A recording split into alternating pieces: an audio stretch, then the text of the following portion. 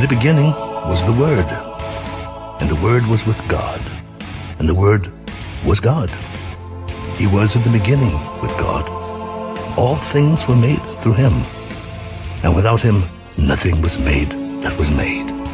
For God so loved the world that he gave his only begotten Son, that whoever believes in him should not perish, but have everlasting life. For God did not send his Son into the world to condemn the world, but that the world through him might be saved.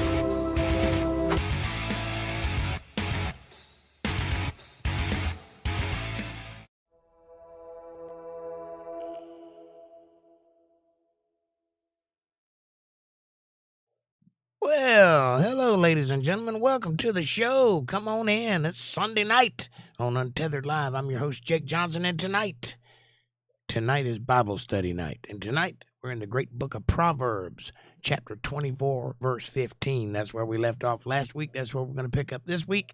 You know the drill. Get your Bibles out, blow the dust off, crack them open, and get you a cup of coffee or whatever it is you like to drink on while you're reading, and we'll get after it. Hello. It is Memorial Day weekend. Did I say that right? Or is it Labor Day? I don't know. I get them confused. I don't care. It's a holiday Monday. Either way, it's for the veterans. Amanda says, hello, chat. Good to see you all. I hope everyone is enjoying the holiday weekend. Hi, Jake. How are you tonight? I'm ready for a great read. Well, you came to the right place because that's exactly what's going to happen tonight. A great read. And you get the gold star.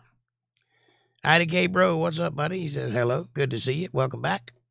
Amanda says, hi, IDK. And Lisa Reen in the house. Lisa Reen. How are you, darling? Good to see you. Glad you're here. She says, good Sunday evening, everybody. Yeah. Amanda says, hi, Lisa Reen. Woohoo. I got a new badge. I like the J tag. Looks good on me. Yeah, you do got a new badge. Did that happen today? Very nice. And Linda Davis says, hi, everyone. Walter and I are together tonight. That's fantastic. I hope you guys are cuddled up in front of a fire and ready for some good reading. Amanda says, hi, Linda and Walter. And yes, it is Memorial Day today. I thought it was Monday. Well, why are we at work on Monday if it's today? That's weird.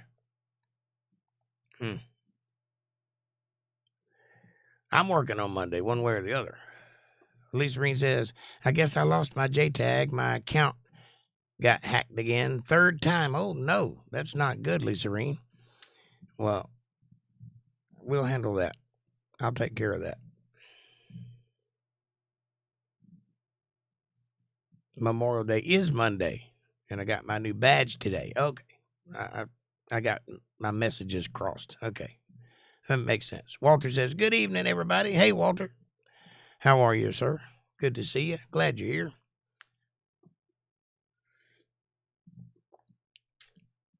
And Lisa Reen, I'll make sure that's taken care of, honey. Don't you worry about that a bit.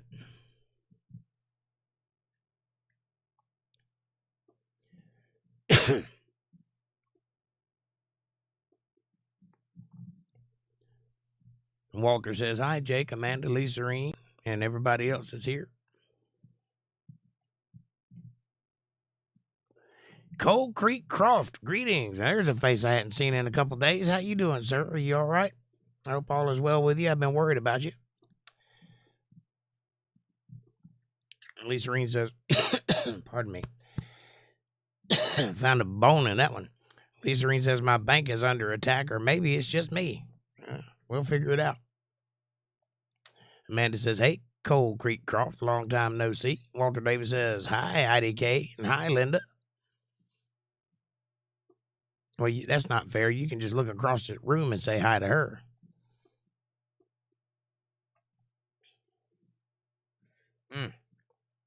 I got the old trusty cup of joe ready to go. Nice and hot.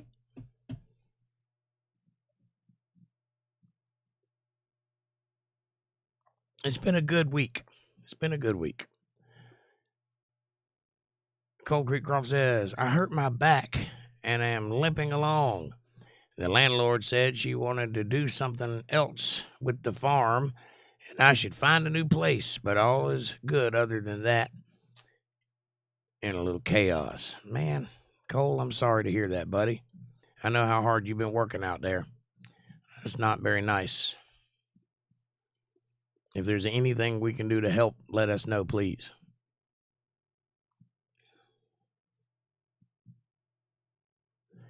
Obviously, you're in our prayers. And Linda says, LOL, Walter. Amanda says, oh no, Cole, sorry to hear that. I am sorry to hear that. How did you hurt your back? And Walter said, hey, Montana.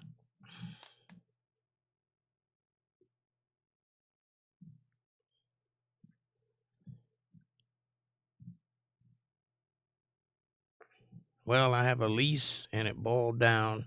I have until September working on the issue, and no way will I allow myself to be evicted. That's right, buddy. Yep, they got laws for that now. You just stay put, and they got to make you move. And that's hard to do. Don't let them screw you around, though. If you're up on your payments, there ain't no reason you should have to move. Because rent is rent. I know it's their property and they can make a decision to do something different, but that ain't right.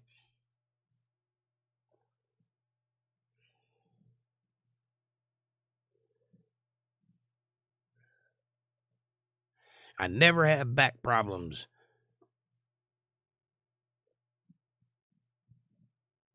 But I was shoveling extreme snow and I barely can walk. Well, that's not good, buddy. Take care of that back. Don't let it get you down. Put some Bengay on it and draw you a nice hot bath or something. I hate that you're there by yourself. That's a bad place to be with a bad back. I've been there. Amanda says, I hope you feel better soon, Cole. Cole says, it all boils down to her misunderstanding some things. I think I'll work it out, but leaving would be my doom and no way to afford it, so no. Yeah, I don't blame you. I don't blame you at all. Walter says, take care of that back, Montana. You got to have that, for sure. Don't make me have to come to Montana and get you. I will.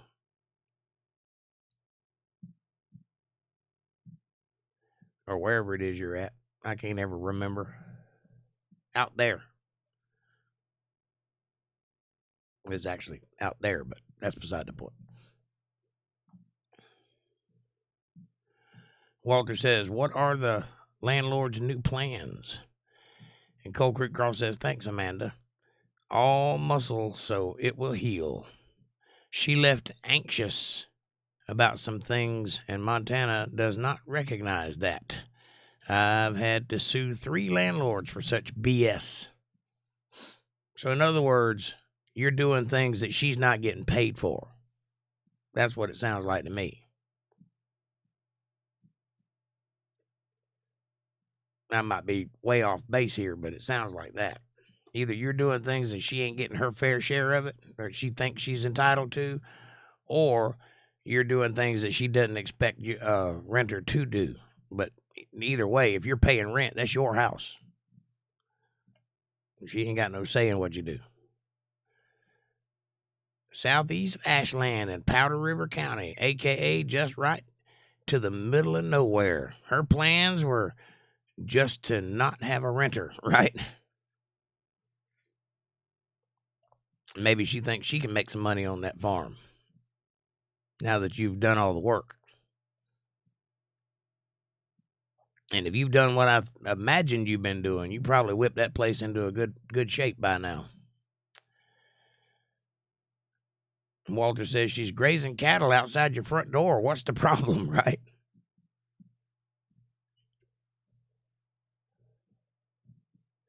It just ain't like it used to be.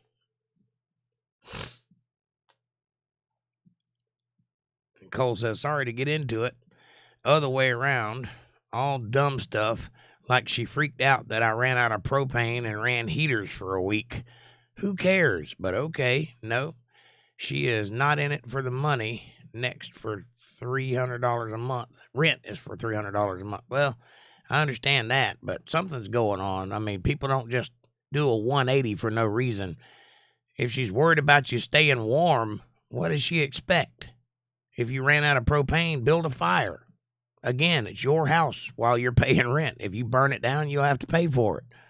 But you're grown and presumably know how to build a fire, so I don't see what the problem is. But I understand that people can be Nancy's sometimes. What's the word? No, the new word is Karen. People can be Karens.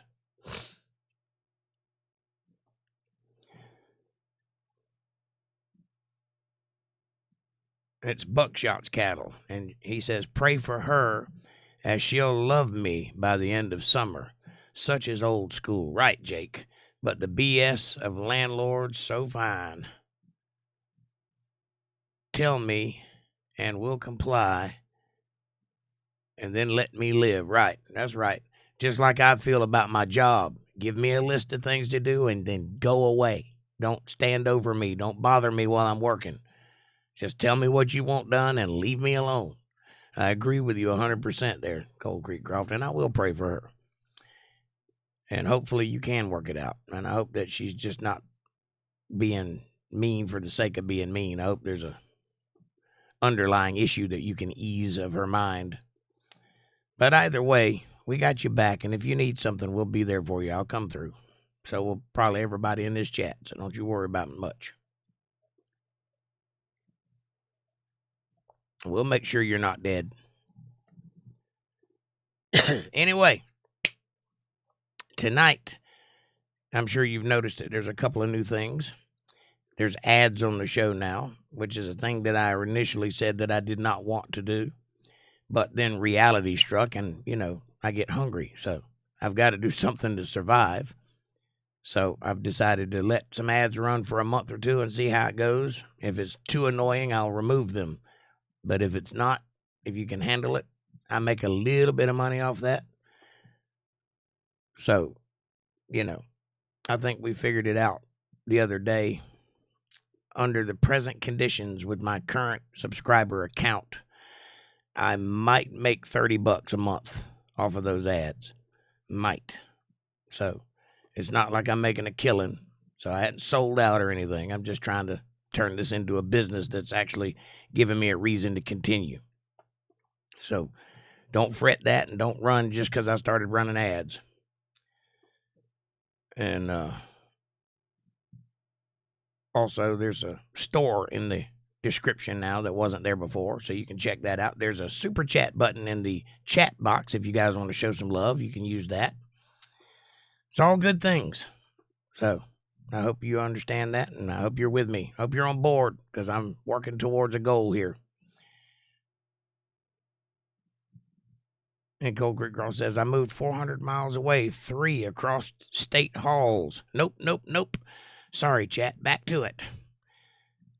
I was freaking out until I came out. So wait a minute. Stage. Carry on. Well, Cold Creek Croft, every person here has a voice, and every person here is entitled to freak out occasionally. That's what I'm here for, to listen and to offer whatever advice I can. What limited experience I have in the world. So, don't you worry about that at all. You're my buddy. I'll listen to anything you got to say. Cole says, we'll help by watching the thing through. Thank you very much. That helps to let them run, right? Yes, it does. I'm not exactly sure how it helps. I don't know how they tabulate that. I don't know if you're supposed to click it. But from the way I understand it is that they're paying for the right to run the ads. And it's not much. It's like cents, pennies on the dollar, It's very, very, I forget what the number is, but say if I had a million subscribers. If I had 1 million subscribers, I could make, doctor money a year, like $800,000 a month a year running ads. But I don't have 1 million subscribers. I have 1,000, so that's like what? $80 a year. So you see the difference? Whatever it is. 800 maybe, who knows. So it's not much, but I do think it does help to let the ad run and not skip it. But that's entirely up to you guys. I don't expect you to have to put up with that. They're there so that I can survive. If you want to watch the ad, that's fine. If you don't, that's fine too. I won't complain about that. They do. Some of them will run nowadays. They didn't used to be this way, but nowadays some of them will run all the way through and won't let you skip them. But some of them you can still skip. So I don't know how that works, but that's between you and the ad agency. I'm just trying to do what I can do. And Amanda says, you do what you need to do. Make this channel productive. I'm trying. I'm working on it. Cold Creek Cross says, Walter Davis, I learned about cattle lockjaw today. Poor cow. You must be aware of that. That sounds like, it seems like I've heard about that. There's two things that can cause that as far as I understand it. One is rabies, and the other is a certain weed that they eat, and it makes their jaws lock up. I don't know which. Cole says, I managed to lurk and not whine for a week. Well, you don't have to do that. You can come in and you can bitch me out if you need to. That's what I'm here for. Whatever you got to do, buddy. You know I ain't going to turn you away. I figured you quit coming to the show because I put out that dinosaur video.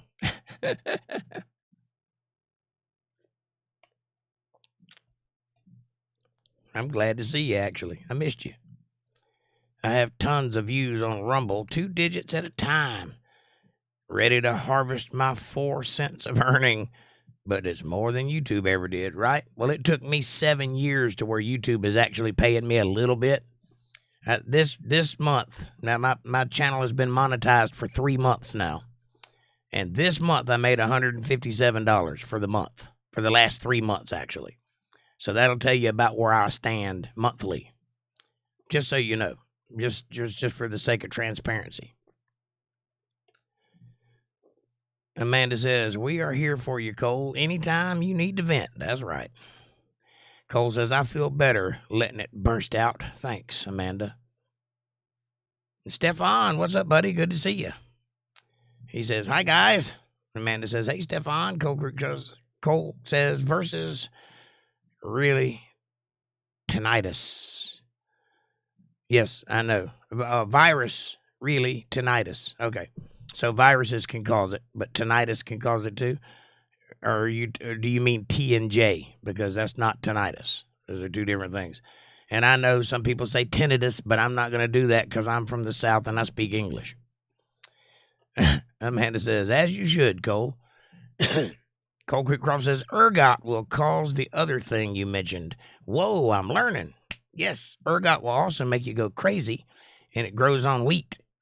And if you eat moldy bread, you might trip balls. It happened to an entire village one time. They thought they were infested with witches. Turns out they were just eating moldy rice. And Cold Creek Croft says, Dinovid? I missed that. Where is it? Sorry to keep you yakking. That's all right. It's the Hyperbole, one of those videos that I did. There's 6 of them out now, so check them out. They'll totally piss you off. That's what I do. Linda says, Cold Creek, this is a family, and we are here for each other. Thank you, Linda, and that's absolutely true. Amanda says, and Cole, if Jake's not on, you can send a message to the Untethered Live Facebook page. Right. Yeah, if I'm not, well, they got my email address too. So you can go to UntetheredLivestream@gmail.com, or you can go to the new Untethered Live Facebook page. The link is in the chat. And there's also a regular website, and the link is in the description. We're moving up. We're getting there. And there it is. Nicole says, thanks, everybody. Things get weird by yourself. Mood dependent, right? I know they do. Don't you have my phone number, Cole Creekcroft? Didn't I give you my number once? Oh, tetanus. I'm sorry. See, I can't even read. Tetanus, not tinnitus. No wonder it looked weird.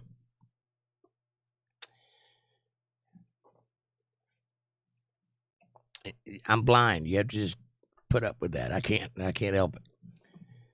Cole says, same bug we take tetanus shots for.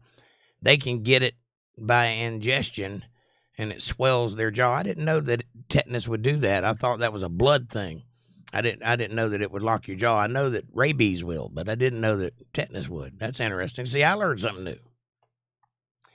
Amanda says, LOL, the dino video is a hyperbole video. Right. And Cold Creek Croft says, last, maybe, recall which hyperbole it is. I think it's number 6. I'm on Facebook as Vance Moravec. Did I say that right? Moravec? Variation of the first name due to tech fuckery. Hyperbole number 6. It is number 6. Okay.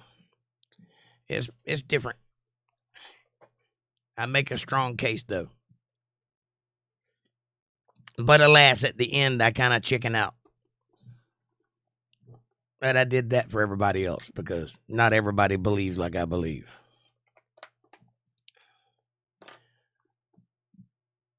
There is no correct pronunciation of my last name, far as I can tell. Well, it looks like Moravec, so that's what I'm going to say. I keep calling you Vince, but I know intellectually I know it's Vance.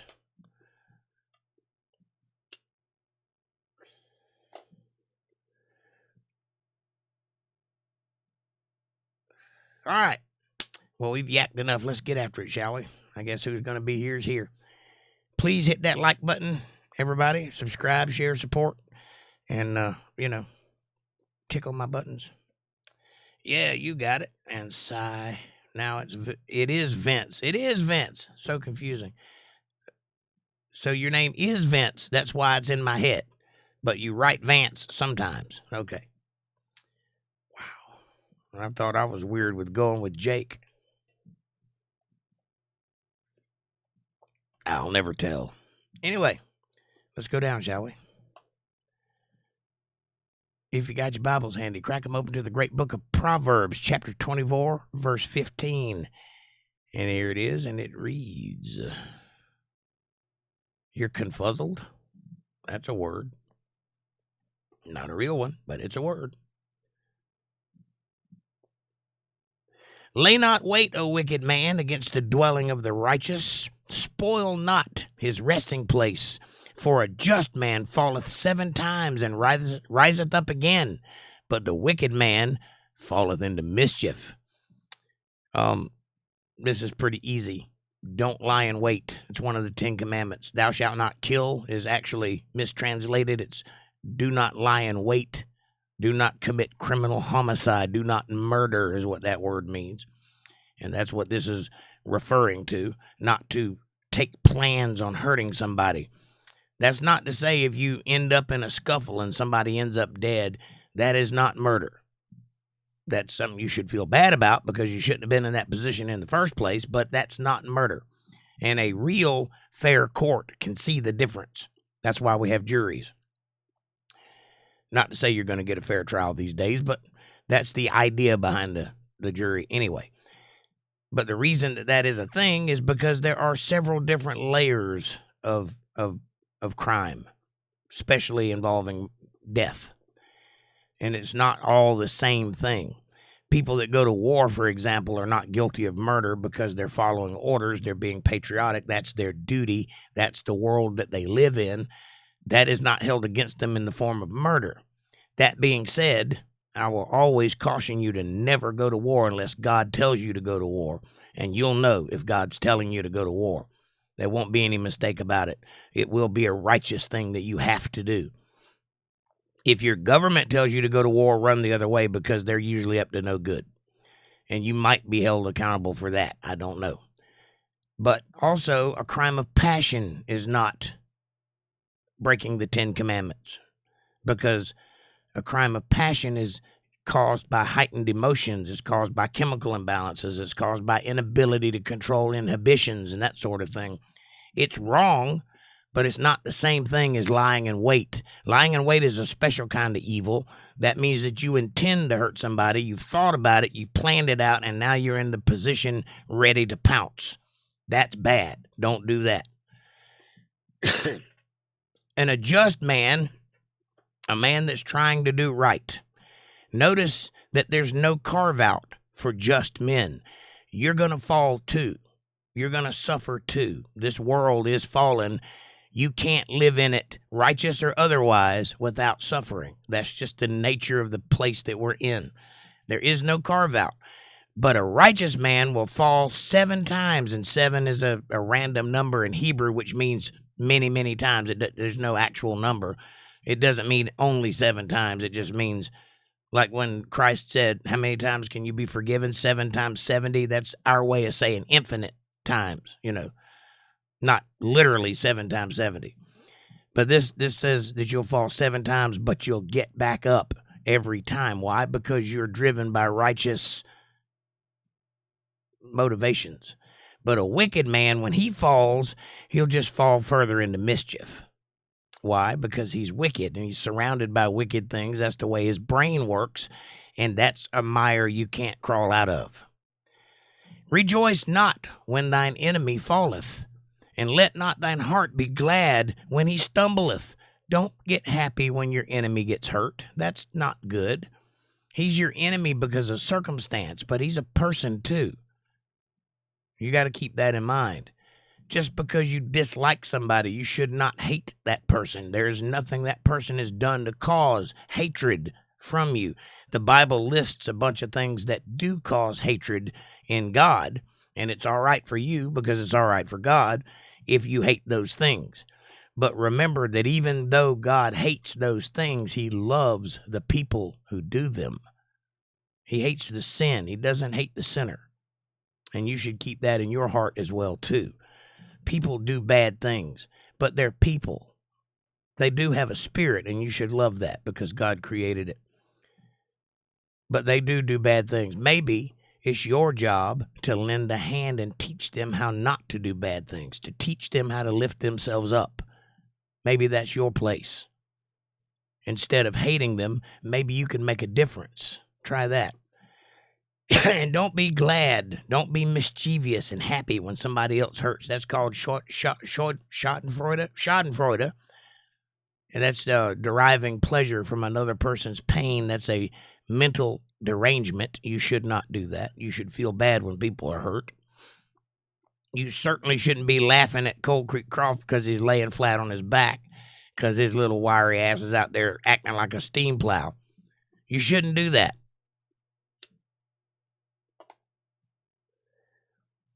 Lest the Lord see it, and if he sees it, it will displease him, and he might turn away his wrath from him. What does that mean? That's a double negative. He might turn his wrath away from him. No, listen to what he's saying. The wicked man is wicked. Remember that. Your enemy, if you're righteous, your enemy is wicked. That means God's wrath is already on him, which is why you shouldn't take pleasure in his pain. But if you do take pleasure in his pain and God happens to notice you doing it, he'll take his wrath away from that wicked person and place it on you because you deserve it as much as he does because you're enjoying his pain makes you wicked. See how that works? It's fair. It ain't cool, but it's fair. Fret not thyself because of evil men, neither be thou envious at the wicked, for there shall be no reward to the evil man. The candle of the wicked shall be put out.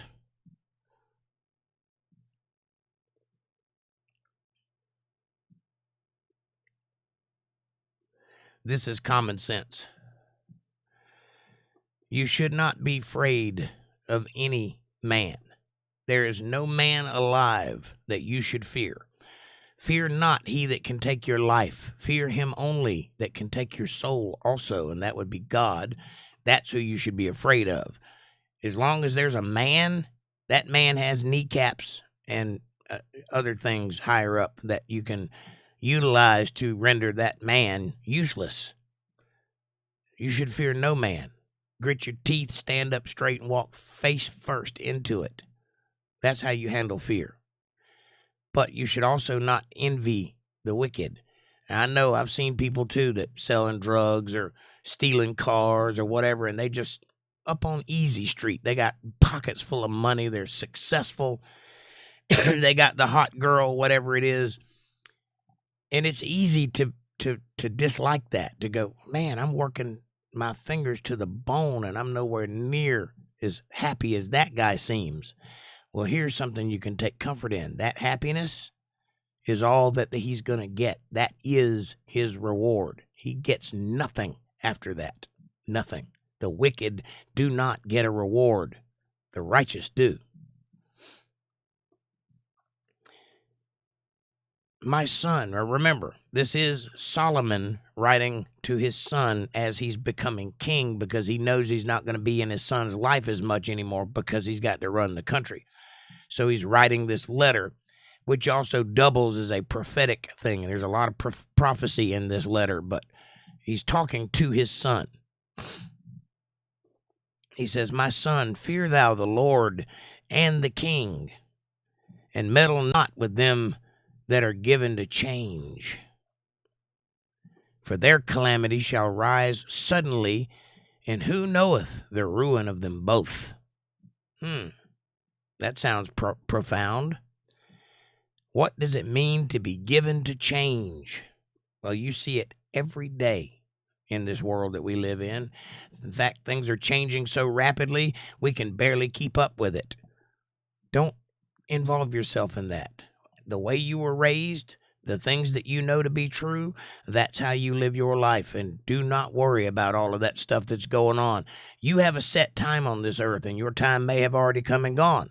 You may be an old man now. You don't belong to the young people world, so you shouldn't have to keep up with it. You kept up with your end of it. Now let the new generation take over.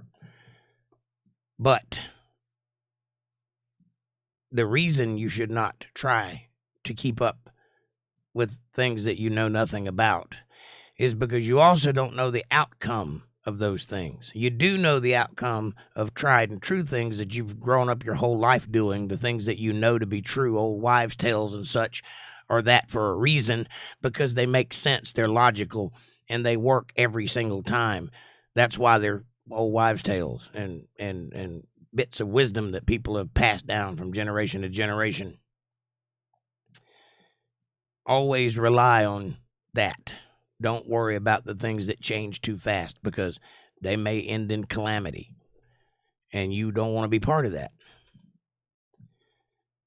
These things also belong to the wise. It is not good to have respect of persons in judgment. Also, truth. When you have to make a judgment call, you should think of everything equally. You shouldn't favor any one person or one thing when making judgment, but wait a minute, isn't judgment God's? Well, yeah, but you have to make judgments too. That's what discernment is. You don't eat a piece of moldy bread if it's moldy, right? That's a judgment. So you make judgments all throughout your life, and it's okay to do so. But then the Bible also says, judge not lest you be judged yourself. Well, that's not telling you not to judge. That's telling you that if you judge, be prepared to be judged. See the difference? But it is telling you to judge, but you should judge righteously. And the way you do that is to treat everything equally. Equal opportunity, not equal outcome. That's a different thing. He that saith unto the wicked, thou art righteous, him shall the people curse. Nations shall abhor him. Ask Joe Biden if this isn't true. But to them that rebuke him shall be delight, and a good blessing shall come upon them. If you see something that you know ain't right, don't endorse it. It's as simple as that. You can do this with your vote, by the way. Vote your conscience. But you can also do it with the people you keep company with. You can do it with the products that you decide to buy. You can vote with your wallet. Don't pay for things that aren't worth having. If you find something you love, support that thing, because that thing will go away if it isn't able to survive. You see? But also, when you see things that you know are bad, like what's going on at school boards right now, you put that down publicly. You make sure that people hear your voice because if you don't, it will continue. This verse here says that if you bless it, if you say something that's wicked is righteous, such as the things that are going on in school boards right now, if you say, oh, there's no problem, we can live with that. Oh, no. That will be a curse to you and to the community.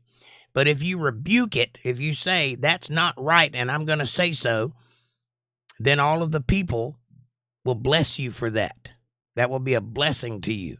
It will be a delight because people will rejoice in the fact that you're calling it out. Ask Donald Trump if you think I'm wrong. Every man shall kiss his lips that giveth the right answer. This is a figure of speech like, this is an expression of pride. I got it right. And it's the same thing as a thumbs up for us. So when you say something that's right, it's felt. People can feel it. They know it's right. I try very hard to say right things, but sometimes I get it wrong. But I try very hard to give good advice, to say things that are correct, to say things that resonate with people. And I hope that I achieve that. And when I achieve it, when I see it happen, it feels good. It's like, look at me. Look what I did. So that's kind of that thing. That's what he's saying. Prepare thy work without, and make it fit for thyself in the field, and afterwards build thine house. What is he saying here? Prepare before you act. Don't go into things willy-nilly. Think about what you're talking about. If you want to build a house, you need blueprints. You need materials. You need tools. You need nails. You need pipe. You need shingles. You need all kinds of things. Make sure you have that before you begin the project. That way you're prepared for it and allow for a little contingency in case something goes wrong or in case you don't have enough of something. Plan, then act. Don't act first. This is very, very good advice. Be not a witness against thy neighbor without cause, and deceive not with thy lips. Notice how all of these are paralleling the 10 Commandments. These little things, these pearls of wisdom that he's leaving his son, they are paralleling the 10 Commandments because it's true. And this is how you should teach your family. You should teach your friends the same way. If you are in a position to do the teaching. If you're not, then you should be quiet and listen because your friend is trying to teach you something. Now, you should never bear witness against your neighbor for several reasons. Number one, that's your neighbor, right? You have to live by that person. You have to be around that person. And it don't just mean the person that lives next door. Anybody that's close to you is a neighbor. But the point is if they're close to you, you have to live in their orbit. And if you lie on them, they're going to know. And it's going to make life hard for you. You shouldn't do that. Never bear witness against a neighbor, and certainly don't do it with deceiving lips. Don't lie. It's easier to tell the truth. It's much easier. And here's an interesting thing about true things. When you make up in your mind, I'm just not going to lie anymore. I'm just only going to speak the truth. I'm just going to say things that are true, that I know to be true. You find power in that. All of a sudden, people respect you more. All of a sudden, people can't argue with you as much. All of a sudden, the things you say have weight because you're speaking the truth, and you can feel that viscerally. You know when somebody's lying to you. You have a gut feeling. You know when you're being deceived. Most people do anyway. There are some gullible people out there, but most people know. So take your time, discern what's in front of you, and speak the truth. It's that easy. Say not, I will do so to him as he hath done to me. Remember, do unto others as you would have do unto you. This is a version of that. Don't take vengeance on somebody that does something to you. Don't say, I'm going to do the same thing to him, because 2 wrongs don't make a right. He says, say not, I will do so to him as he hath done to me. I will render to the man according to his work. Don't do that. what you do is you let God handle that, and you move on with your life, especially if you did nothing wrong. If you're not a party to whatever's going on, then don't concern yourself with it. Just keep moving. God will handle that. Vengeance is God's. He continues, I went by the field of the slothful. I went by a lazy man's field, and by the vineyard of a man void of understanding. I went by a place that grows grapes, and this guy's a moron. So I went by a lazy person's field and a moron's vineyard. And lo, it was all grown over with thorns, and nettles had covered the face thereof, and the stone wall thereof was broken down. You can't have nothing. Why is it like that? Well, because you got two inept people. You got a lazy person that ain't going to get out and work and do what needs to be done when it needs to be done, and you got a person that doesn't understand what they're doing. They have a vineyard, they probably inherited it, but they don't know how to run it. They don't know how to keep things going, so they get overgrown and they break down and they're not worth anything anymore. He continues and says, Then I saw and considered it well. I looked upon it and received instruction. From who? From God. I thought about it. He's saying I mulled it over in my head. I noticed these two things, and I thought about it. It affected me. So I dwelled on it until I come to a conclusion. He says, Yet a little sleep, a little slumber, a little folding of hands to sleep, so shall thy poverty come as one that travelleth, and thy want as an armed man. What? Oh, let me rephrase this. Do you want to be happy? It's okay if you don't. If you like being miserable, that's fine. But do you want to be happy? Do you want to live in a harmonious life? Do you want things to work like they're supposed to work? Do you want to have enough at the end of the week? Do you want to prosper? Do you want to live comfortably? This is how. 8 hours for work. 8 hours for rest. 8 hours for the service of God in the community. Period. That's 24 hours. That's a day.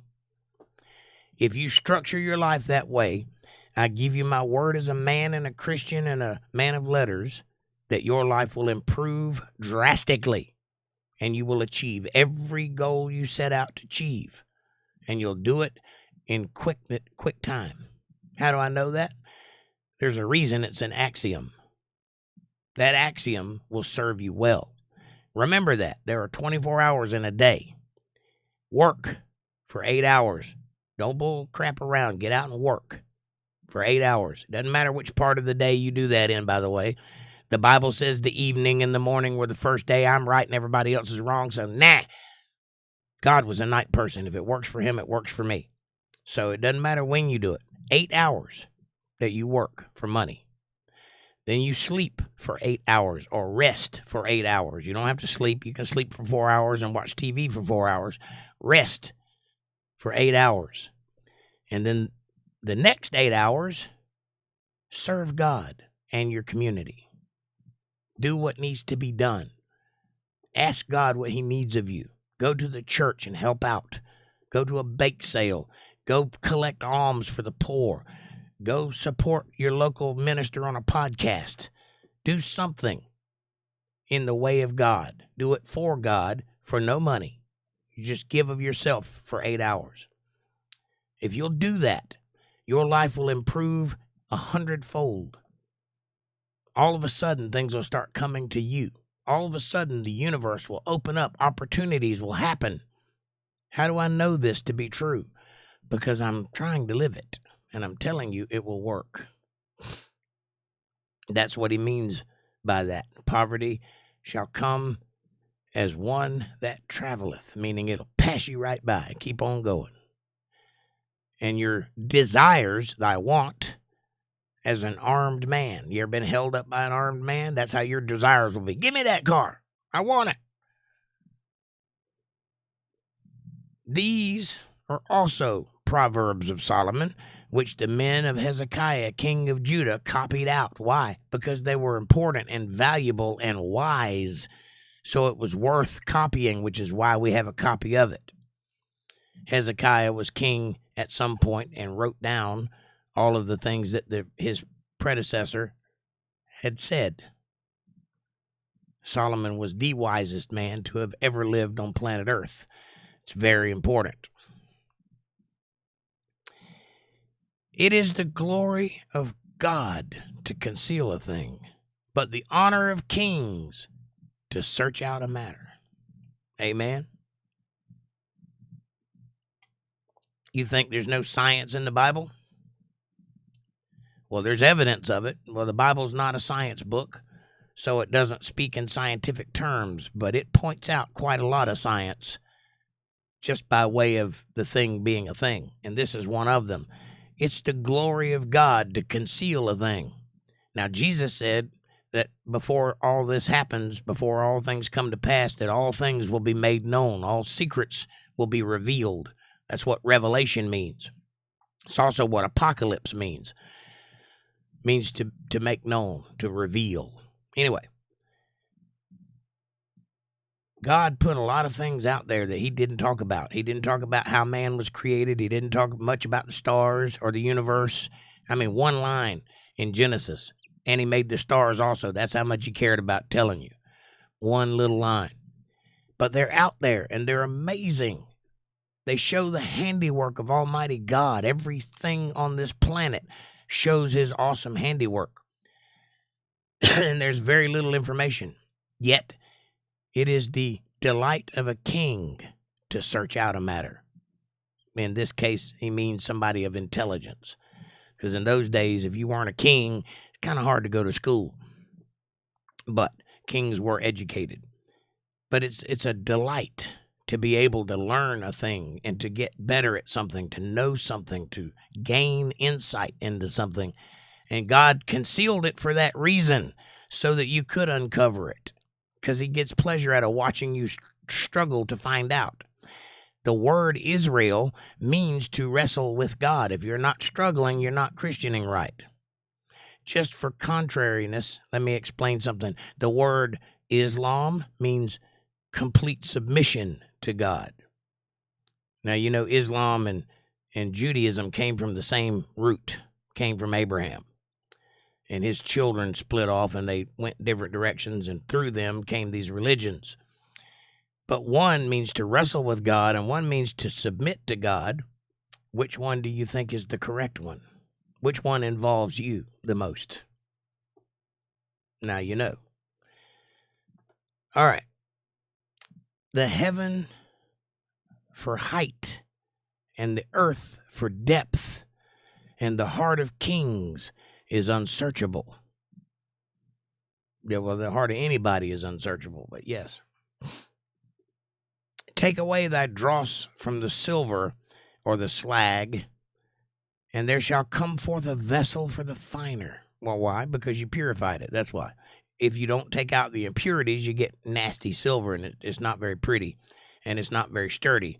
But if you purify it, much like you do iron, well, we've talked about that before, you get a shiny, beautiful artifact. So the vessel is much finer if you take the impurities out of silver. Take away the wicked from before the king, and his throne shall be established in righteousness. Yeah. If you remove the wickedness, all things improve drastically. Why is that, I wonder? Well, because there's no wickedness. If you get rid of it, it isn't there. Seems like common sense, right? Put not forth thyself in the presence of the king, and stand not in the place of great men. Now remember, he's talking to his son, who is not a king. He is a prince, though. Why should you not put yourself in the presence of the king? Well, because the king is in control. And if you put yourself in the presence of the king, you are subject to his rule directly. If you stay clear of him, you don't have to worry about that, for the most part. But also, stand not in the place of a great man. Why? Well, are you a great man? Because if you're not, you're standing in the footprints of somebody who is great, and you don't belong there. That's why. Know your place. Know thyself, as the Romans would say. Know who you are. Know where you stand on the hierarchy of life. Where are you? Are you a 10? Because if you're a 10, you shouldn't be here. You should be out there nailing the hottest girl in town and making all the money. Why? Because that's what 10s do. Are you a 5? Are you above average intelligence? Do you have anything going for you? Do you have talents and skills? Know who you are. Know where you stand and put yourself in that place. Don't stand where someone else belongs. It's pretty simple. This is pretty simple social stuff that he's trying to teach his son here. For better is it that it be said unto thee, come up hither, than that thou shouldest be put lower in the presence of the prince whom thine eyes have seen. Yeah, it's better for the king to call you than you to be in his face. See what that means? It's better if he notices you. It's same thing with God, same thing with your boss. If you work and show yourself approved, it's better that they notice that you're doing that rather than you telling them all the time. That's basically what he's saying here. It's a little different than that, but that's pretty much it.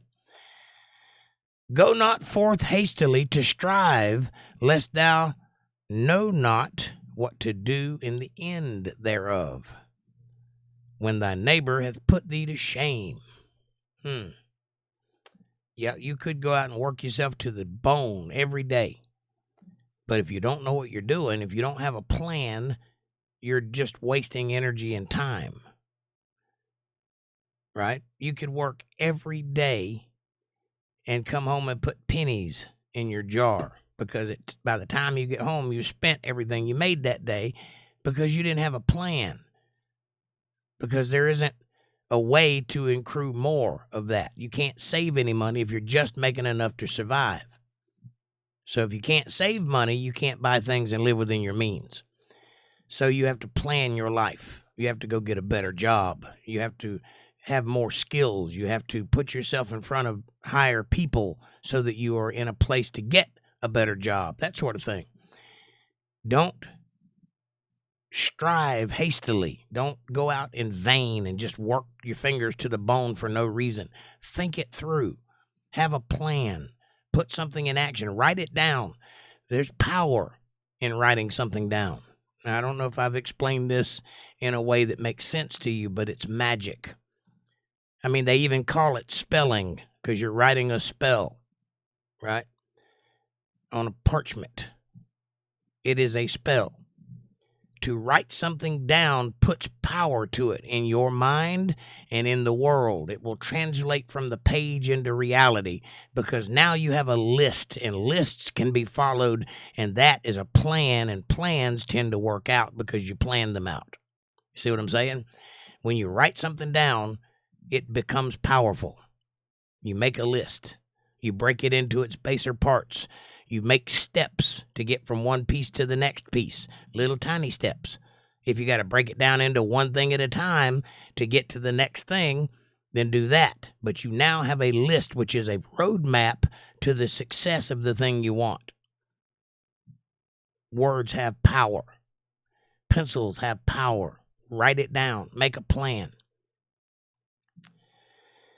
Debate thy cause with thy neighbor himself, and discover not a secret to another. This is simple. Don't be a gossiper. If you got a problem with me, you come to me and talk to me about it. You don't go talk to Ned about it or John about it so that they can both start having a problem with me too. That's not the way to do business. If you got some issues with me, you come talk to me. I'm man enough to handle it, and so are you. Simple. Don't do that. Don't uncover a secret to another person, lest he that heareth it put thee to shame, and thine infamy turn not away. Yeah, things have a tendency of backfiring on you when you do things like that. Don't be a gossip. And don't be a worrywart. A word fitly spoken, pay attention, Amanda, a word fitly spoken is like apples of gold in pictures of silver. Pitchers of silver, not pictures, pitchers. What? If you choose your words and you speak properly and you say words that have meaning and you say them correctly, there's nothing sweeter because it's clear understanding. When I speak to you, I take great pains to say it the right way so that you can get a mental picture of what I'm saying in your head. That's how you should speak to other people. Don't use a bunch of slang. Clean up your accent if you can. Practice speaking in a mirror. Pronounce your words. Say your T's and your S's. And it will be like fine wine to the person receiving it because they will clearly understand you without problems. A word fitly spoken. I like that.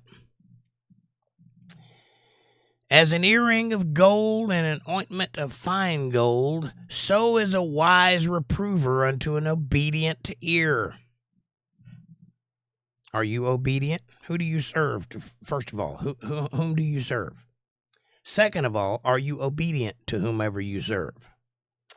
Because when a person of stature reproves you or chastises you or in layman's term, gets on your tail, chews you out, you should take that as an earring of gold, a blessing.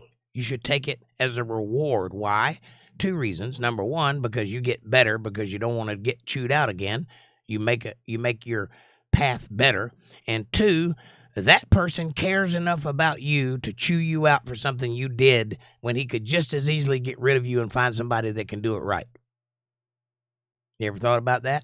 Maybe you're here because that person likes you. Maybe that's the only reason you're here. Maybe it's a blessing that somebody loves you enough to correct you when you do something wrong. That's love. Sometimes it needs to be tough love. Sometimes it can be done nonchalantly. Sometimes it can be just a simple reminder. But if a person loves you enough to correct you, that person truly loves you because they don't want to see you make mistakes. If you have an obedient ear. As the cold of snow in the time of harvest, so is a faithful messenger to them that send him, for he refresheth the soul of his masters. Why? Because you can count on him. Are you a faithful messenger? Are you delivering the message that has been given to you? Think about that. Whoso boasteth himself of a false gift is like clouds and winds without rain. All you are is like dust in the wind, dude. Are you one of those braggart types? Do you like to tell people you do things that you really can't do? Do you like to make things up to make yourself sound like a better human being? There are those people in the world. I've known a few of them. I may have been guilty of that a time or two, but I'm an entertainer. I have a gift card. Anyway, don't boast yourself falsely. Don't pretend to have gifts you don't have. Namely, the gift of discernment from God. Because one of the commandments is to not take the Lord's name in vain, and that does not mean to say the word GD. That's not what that means. That means don't tell someone that God sent you to do a thing when God did not send you to do that thing. Don't tell someone that you spoke to God when you did not speak to God. Don't use his name to bolster your prominence. That's taking his name in vain. That's pretending to be a Christian. Ask Kenneth Copeland if you think I'm wrong. You want to talk about taking the Lord's name in vain? Check that guy out. That's a snake if I've ever seen one. By long forbearing is a prince persuaded, and a soft tongue breaketh the bone. The tongue is a double-edged sword. You can bless with it and you can curse with it. You can heal with it and you can kill with it. A good argument can persuade a prince, but soft whispers can destroy that same prince. You can break his bones by whispering nothings into the wrong ears, by saying the wrong things quietly and believably. That tongue is a double-edged sword. Use it with great caution. Don't partake in wizardry. That's propaganda. That's saying things that aren't true to gain other people's attentions. Hast thou found honey? Eat so much as is sufficient for thee, lest thou be filled therewith and vomit it up. I added the word up, but you get my point. What? How does that go from a double-edged sword to gluttony? Well, we're going down the litany of commandments here by way of teaching his son the right way to live.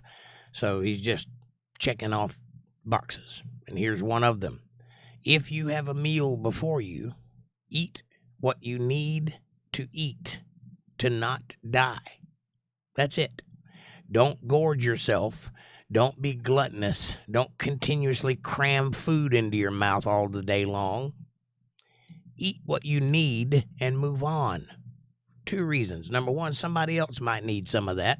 And if you're just cramming it in your mouth for no reason, you're taking away from somebody that actually needs it. Number 2, it's really bad for you to be gluttonous. You only need to eat once a week. And very small amount of that. I said need, and this is true. I've done it many times myself. This is why I know it's true.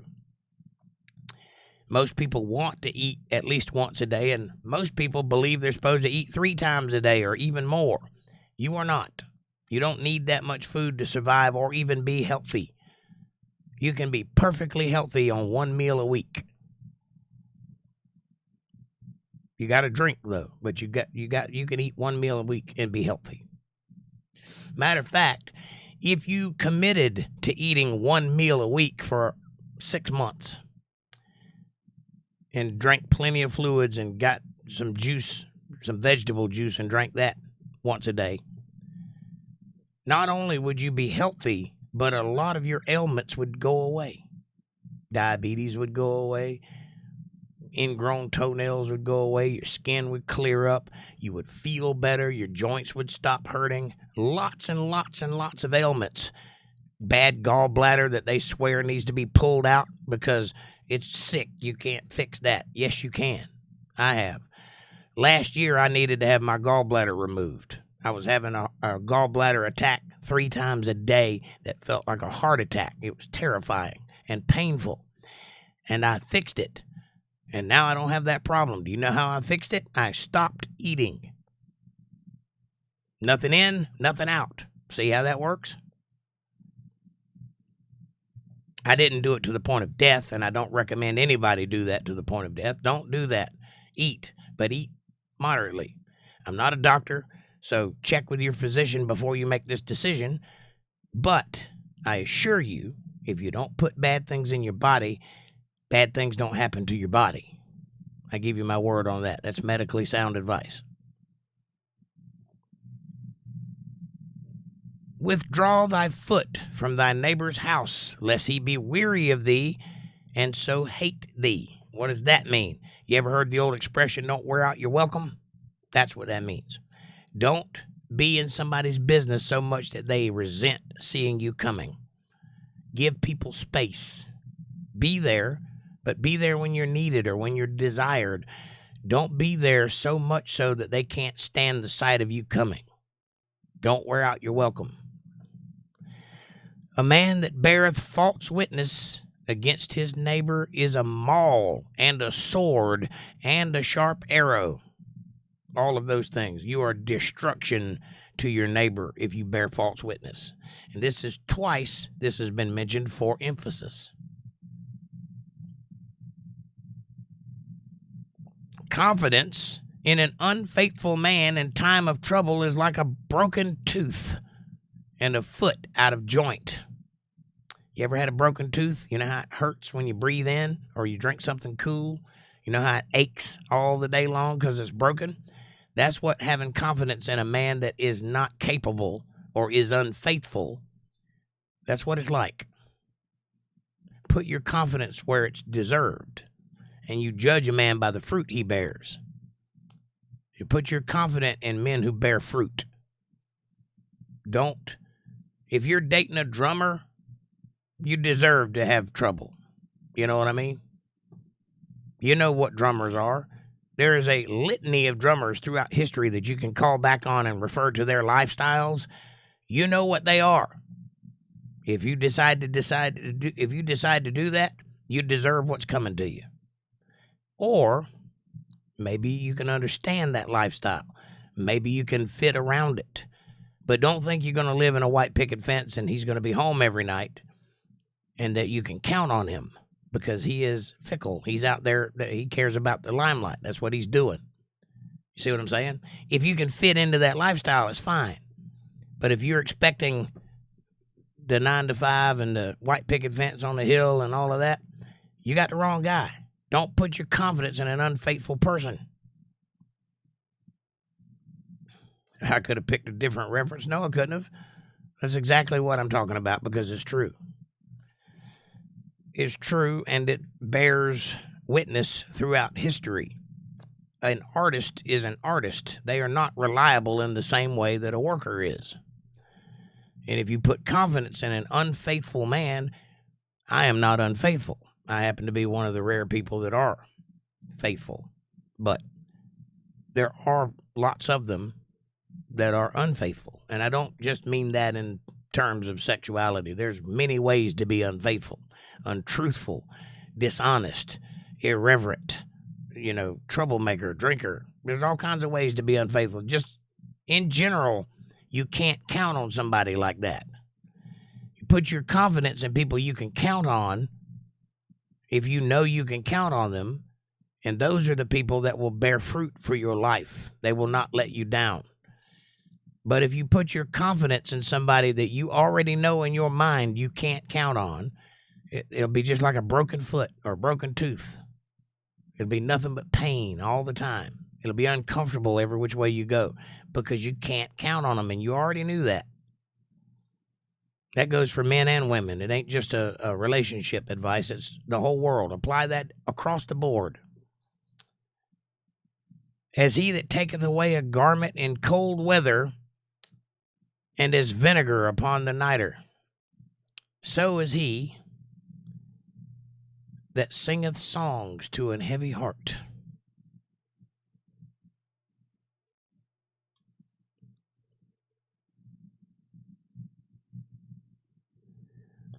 As he that taketh away a garment in cold weather and vinegar upon the niter. I'm assuming niter is some kind of soup or some kind of meat. This is basically saying that it is pleasant to sing songs to a heavy heart. It's also saying that is a spiritual lifting. It's a comfort. It's warmth. It's flavor in your food. It's a breath of fresh air, that sort of thing. Here's where philanthropy hits the wall and mercy takes over. If thine enemy be hungry, give him bread to eat, and if he be thirsty, give him water to drink. For thou shalt heap coals of fire upon his head, and the Lord shall reward thee. If he's your enemy. Oh, obviously, Solomon is assuming his son is going to be righteous. That's the way he's trying to raise him. That's what he means. If you are a righteous person and your enemy is thirsty or hungry and you feed them, you're heaping coals of fire on their head, meaning their punishment gets greater. They'll feel guilt. They'll feel all kinds of anguish, and they'll suffer for your kindness. And God will reward you for doing that. Why? Because you're doing something in mercy, and mercy is how God leads. He leads with mercy. And also, it's just the right thing to do. You never leave a man hungry or thirsty, even if he's your enemy, because you're not the enemy. He is.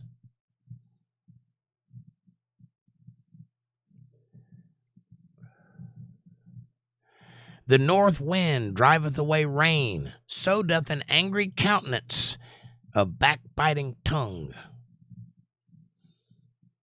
That's like being in a drought, kind of. If you have an angry countenance, you'll push people away from you for sure. That's what curmudgeons and misanthropes do. They push people away because they can't deal with people on a one-to-one basis. And so having an angry countenance will push people away. You don't want to be angry. You want to be merciful. You want to be soft when people approach you. And also don't talk trash about them behind their back. That'll push people away too. It is better to dwell in the corner of the housetop than with a brawling woman in a wide house. It's better to get up on the roof and stand right on the peak of the roof and not be able to go anywhere by yourself than it is to be inside the house with full reign of the house with a woman that's constantly nagging and chirping in your ear and complaining every day and can't have nothing good happen to them, can't say anything pleasant, always yak, yak, yak, yak, yak, yak, yak. You'd be better off going outside and jumping off the roof. This is pretty common sense, and for some reason we hadn't figured this one out yet in the world. But trust me when I tell you, when someone says, "How was your day?" you say, "Great," or "fantastic," or "lovely," or something pleasant. Lead with that. If you got things to bitch about, do it later. Right now, you're just introducing. You're just getting together. Nobody wants that to be unpleasant. It's an easy thing to do. Just adjust how you speak.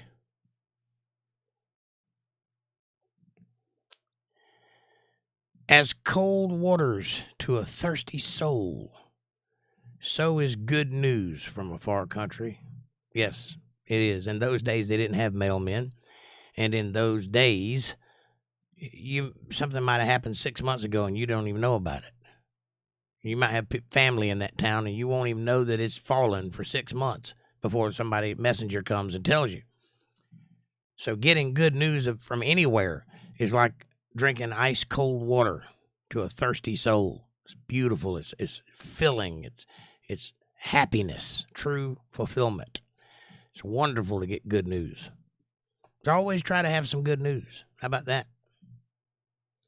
A righteous man falling down before the wicked is as a troubled fountain and a corrupt spring.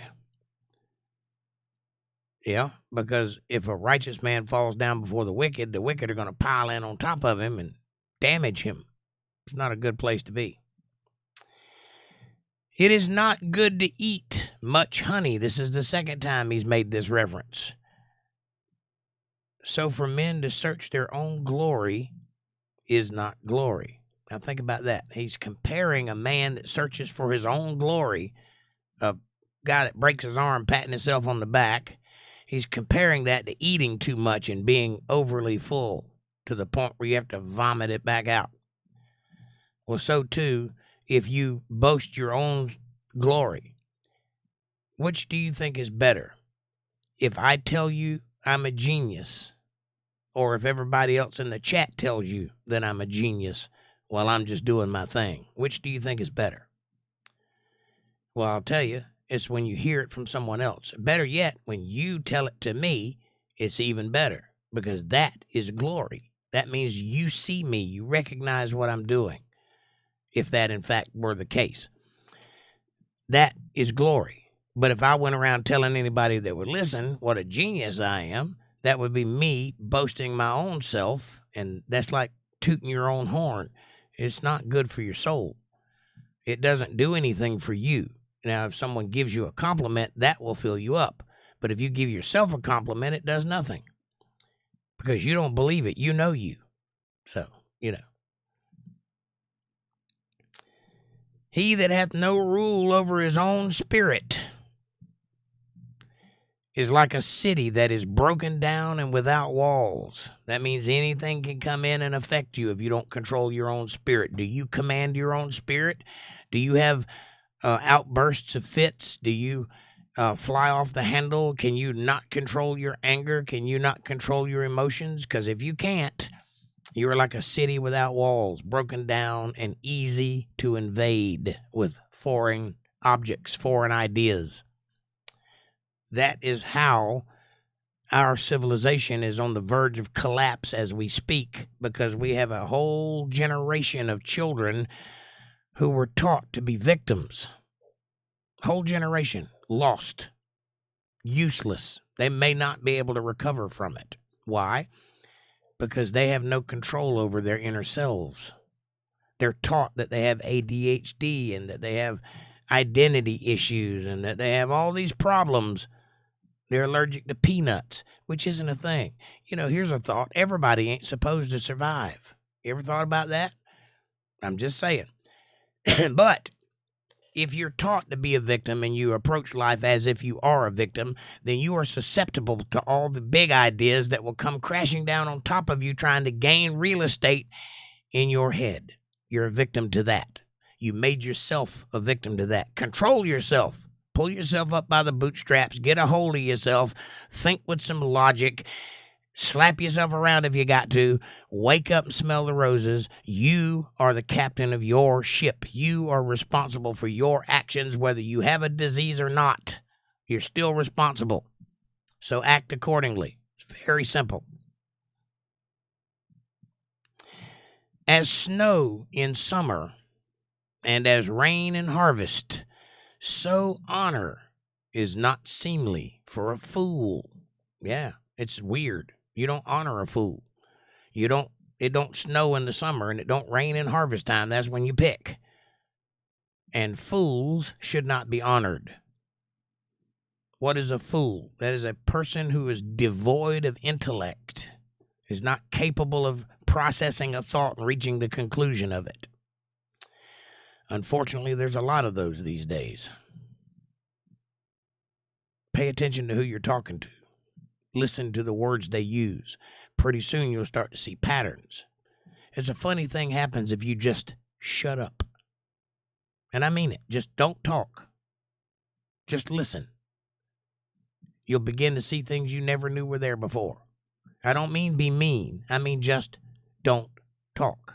Just let somebody run off. And when they realize you're not talking, they'll start talking more. And they will reveal themselves to you because they don't know what to think about it, because they're not used to no one responding when they say something. Just don't respond. Just look at them. Look deep into their eyes and don't say a word. Not one word. Don't make a facial expression. Just look at them. And they will reveal their intentions to you almost as if they can't control it. You know why? Because the spirit needs to come out. And you want to know what somebody's intentions are? If you don't know already, if you can't see it clearly, just be quiet and they will tell you. Simple. As a bird by wandering, as the swallow by flying, so the curse causeless shall not come. You ever had a bird land on you? Well, what this is saying is, and this is a generalization, there are instances where birds have landed on people. But birds typically go in a way we're not familiar with because they follow the flux lines of the earth and we don't. We can't feel that. They can. So we can't predict their journeys. We can now because we've been watching them forever. But back then, they didn't know what birds were up to. They were just shifty little creatures. Birds go this way and that way. So too do curses go out into the world, but they will not come to you without cause. If you are suffering from some form of curse, you need to look backwards because something caused it, and it was probably you. See what I'm saying? Curses don't come without cause. You don't have trouble without reason. Nothing just happens. Everything has a reason. It's a cause and effect world we live in. There is a cause, and you're suffering from the effect. So what was the cause? Now you have to be honest with yourself. Now you have to look back and reflect. Now you can grow. A whip for a horse and a bridle for the ass, and a rod for the fool's back.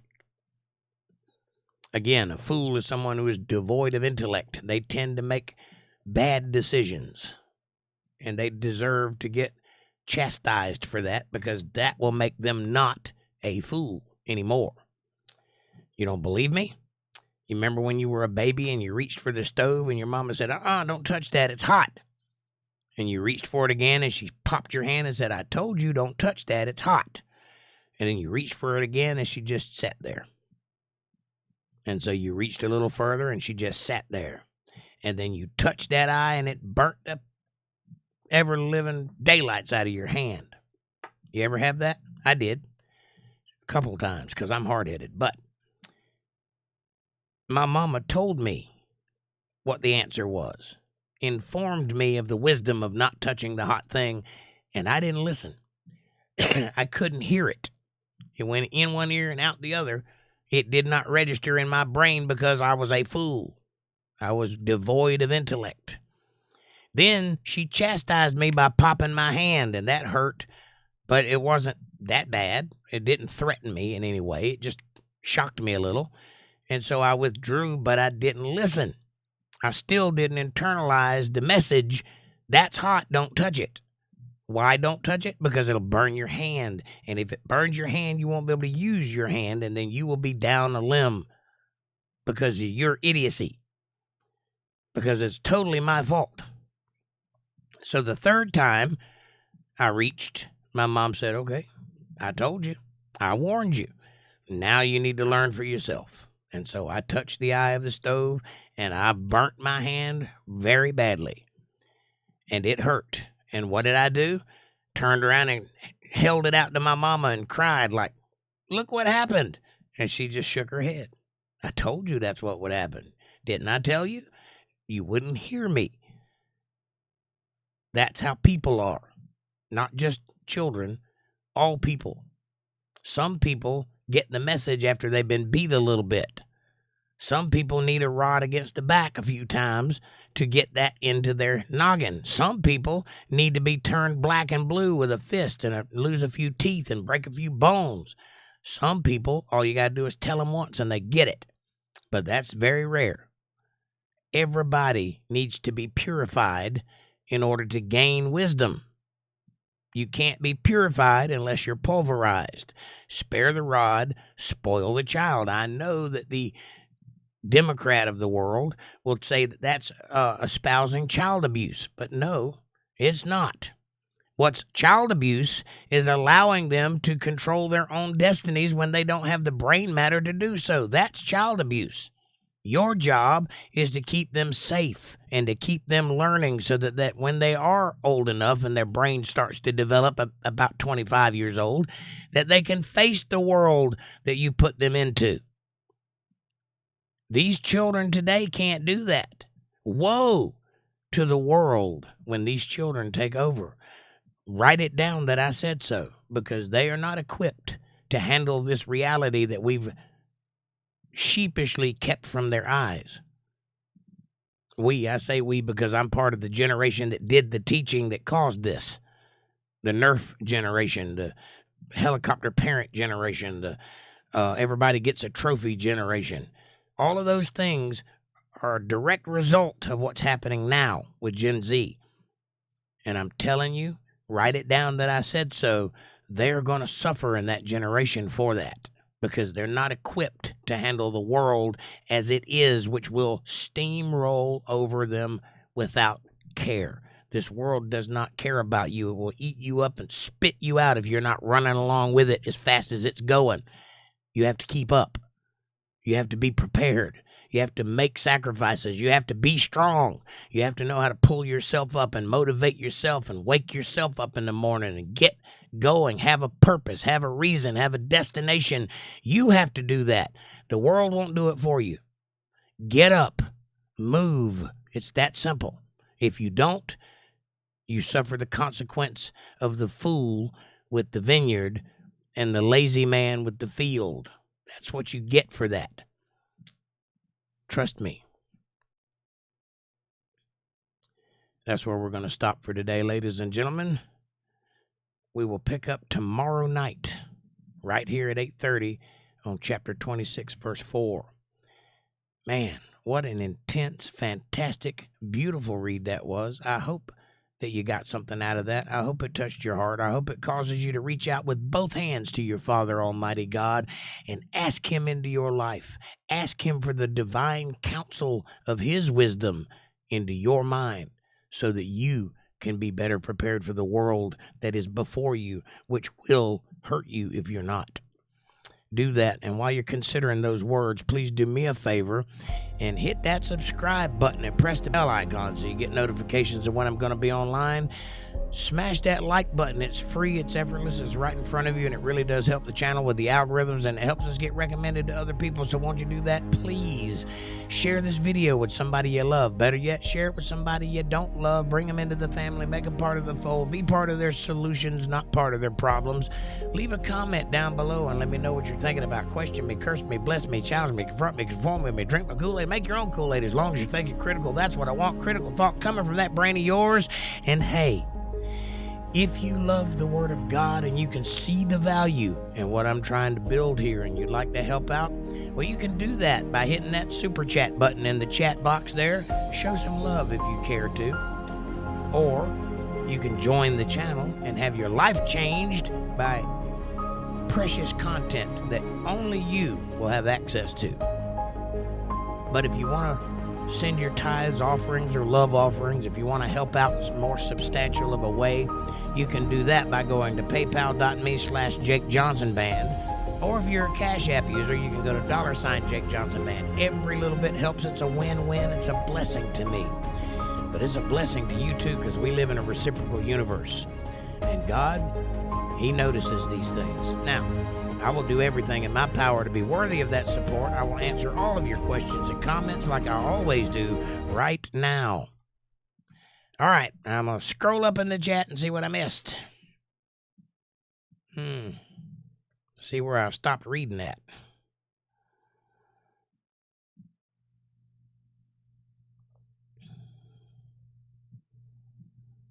Somewhere around here.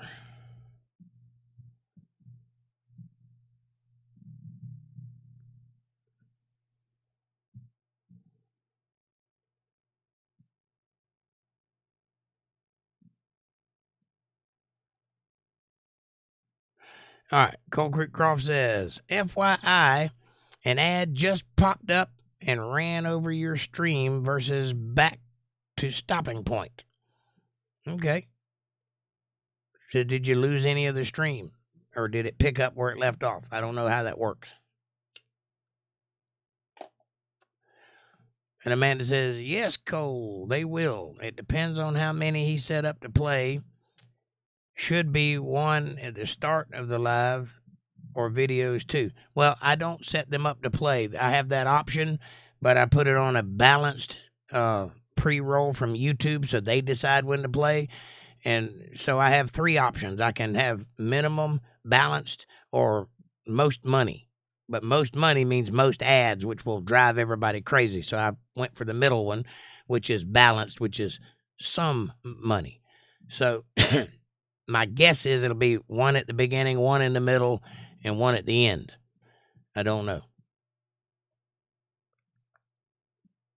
Cole said, hey, I heard that. Talking about, I was making fun of him hurting his back. Shouldn't do that. It's bad. Don't take schadenfreude off of anybody. Make your own happiness. Amanda says, LOL, Cole. And Cole says, for the record, I really do like her, basically. The landlady. I know you do. She's not being your enemy. She's being landlady-ish.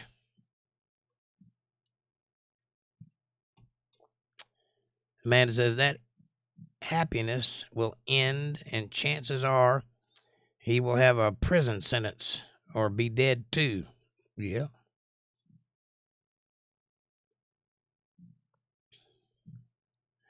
Fab Daddy, what's up, my brother? Good to see you. He says, hi, Chat and Jake. Hi, Fab Daddy. Amanda says, hey, Fab. He says, I can't stay long. Enjoy the read. Well, at least you showed up. I appreciate you, buddy. Amanda says, that's a bummer, Fab. Glad you dropped in anyway. He says, I'm adding my thumbs up. Thank you, Fab. Appreciate that. Amanda says, don't forget to smash that like button, y'all. Don't forget to smash that like button, y'all. It really does help us get recommended to other people, and we're trying to do that. We're trying to expand. We're trying to grow.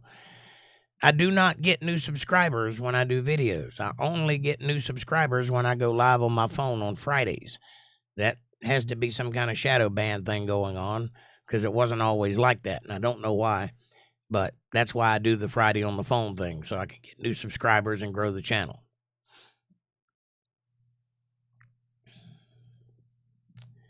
Amanda says, thanks, Fab. Fab Daddy says, Cold Creek Croft, good to see you, crazy mountain man. It is good to see you. And Fab Daddy said, Jake is a friend of mine.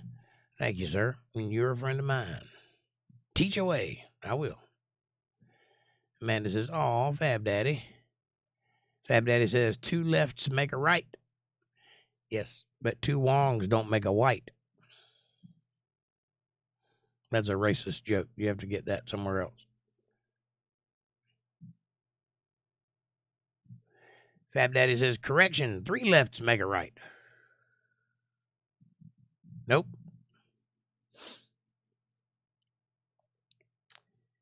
I got a question for you. If you walk a mile south and you walk a mile east and you walk a mile north and you end up right back where you started from, where are you on planet Earth?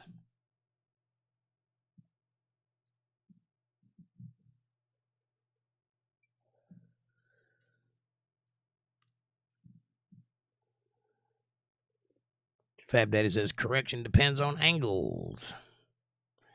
Well, the only way you can make a right angle is if you make 4 lefts and then turn around.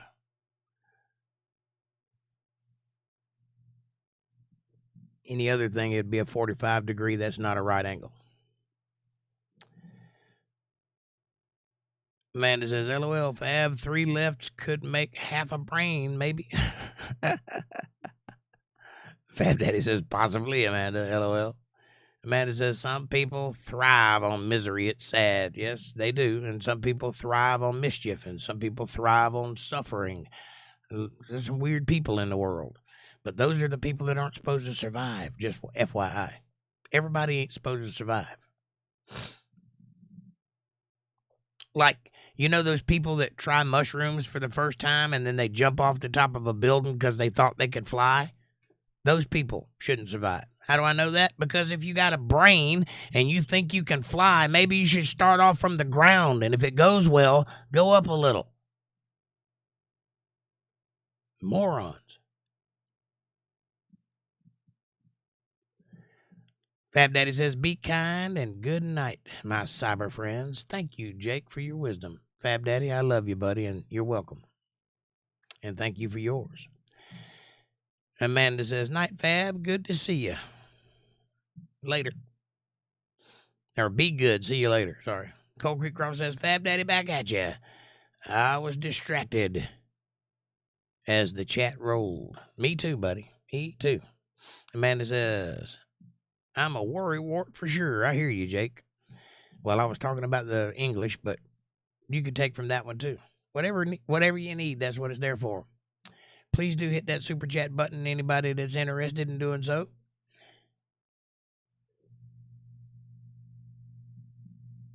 You could have picked from a different reference. A musician.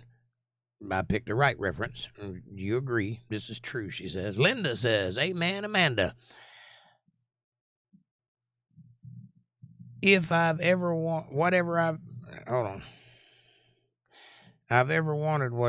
all I've ever wanted was that simple life. White picket fence and the family together every night. I was definitely born in the wrong era. I struggle with this and what I have regularly. Well, Linda, I understand that sentiment. And there are some people that want that lifestyle. There are also extroverted people that want to go out and experience things and live by the seat of their pants and not have anything tying them down. And there's all kinds of people to make the world go round. And I understand your desire for that white picket fence And if you picked wisely, you could have that. But if you don't have that, I suggest you discover why it is you don't have that and what it is that would require to get that. And a lot of that has to do with your partner. But in some degree, if you chose wisely on the partner, then maybe it's worth adjusting the desires a little. You know, sometimes you can't have everything. Sometimes you got to bend a little, give a little, take a little. But also your partner should too. Should be a partnership. Be a helpmeet. Do what God tells you to do, but also follow wisdom. A woman absolutely should be obedient to her husband. A woman should absolutely care and cater for her husband and her family. That being said, her husband absolutely should be worth following. You can't follow somebody that'll drive you into the ground. You can't follow somebody that's going to beat on you or lie to you or hurt you. Can't have that. So you take care of you, and by doing so, you will agree, your body will physically agree with the words of God if you take care of you. If that makes any sense at all. You should follow, but you shouldn't follow somebody that isn't a leader. And if you want that white picket fence on the house, there's no reason you can't have it on the hill. No reason you can't have it, but you may have to contribute to getting it. You may have to structure and plan and make way for that white picket fence, because if you attach yourself to, say, a musician, that's never going to happen because that guy's head is in other places, and you already knew that. That's what attracted you to it in the first place. So be happy with what you got, but also make room for what you want and make provisions for it. You and your partner, you should have long conversations about these things, preferably before you tie the knot. That way you know what's coming. And Amanda says, I hear you, Linda. I've struggled to find my place in life and always wanted the simple, happy life and to mean something to somebody. Well, again, if you want to be a princess, and I'm using this as an example, but just hear me out, ladies. If you think that you should be treated like a princess, if you think that's what you want, and there are lots of women that want that, so I'm not being over my skis here. The first thing you should do is look at a few princesses and see what they all have in common. Are you a princess? Because if you are, you'll be treated like a princess. But if you're not, you got some work to do on you. So what do princesses have in common? Well, they're all beautiful. They're all fit. They're all intelligent. They're all well-mannered. They're all wealthy. And they're all some form of powerful. And they're all fairy tales. Not all of them, but most of them. How close are you to being that?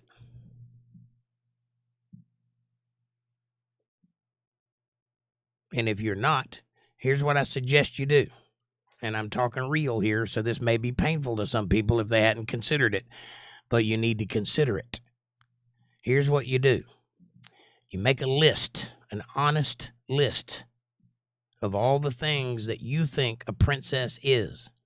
Be honest.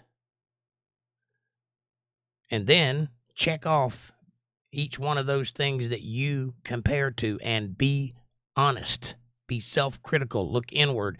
Make sure you're telling yourself the truth. Nobody ever has to see this but you can't lie to yourself. So honestly, rate yourself from 1 to 10. Honestly, I'm not a 10 because I'm female. That's wrong. There's only 1% of the entire population that's a 10, and you're not it. Right off the bat. If I happen to be talking to the 1%, then you are it, but chances are you're not a 10. So where are you? 1 to 9 at least. So where are you? Be honest with yourself. Now, make a list of all the things that make you a whatever that number is. Good and bad. What are your flaws? What are your strengths? And then see which one of those things on the bad column that you can repair or make better or improve so that you can raise that number up a little bit. Get that number as high as you can get it, and then apply that to being a princess and see how much closer you get to it. You can't just you don't just automatically deserve to be treated like a princess. Princesses bring something to the table. What is it? Find out. Read about princesses. Read who they are. Go look at pictures of them. And then make yourself comparable. And then you'll be a princess. And I mean that across the board, not just with princesses. I'm just using that as an example. If you want to be a housewife, can you cook? Are you able to make babies? Do you have the patience and the nurturing and the ability to nest? All the things that a housewife needs to be? Are you that? If you want to be a CEO of a company, are you capable of that? Do you have the lack of desire for children? Do you have the lack of desire for companionship? Do you want to work 80 hours a week? Are you strong enough to work 80 hours a week? Make yourself what you wish to be, and then you'll have a better chance of being it. But you don't just happen into it. You got to work for it no matter what it is.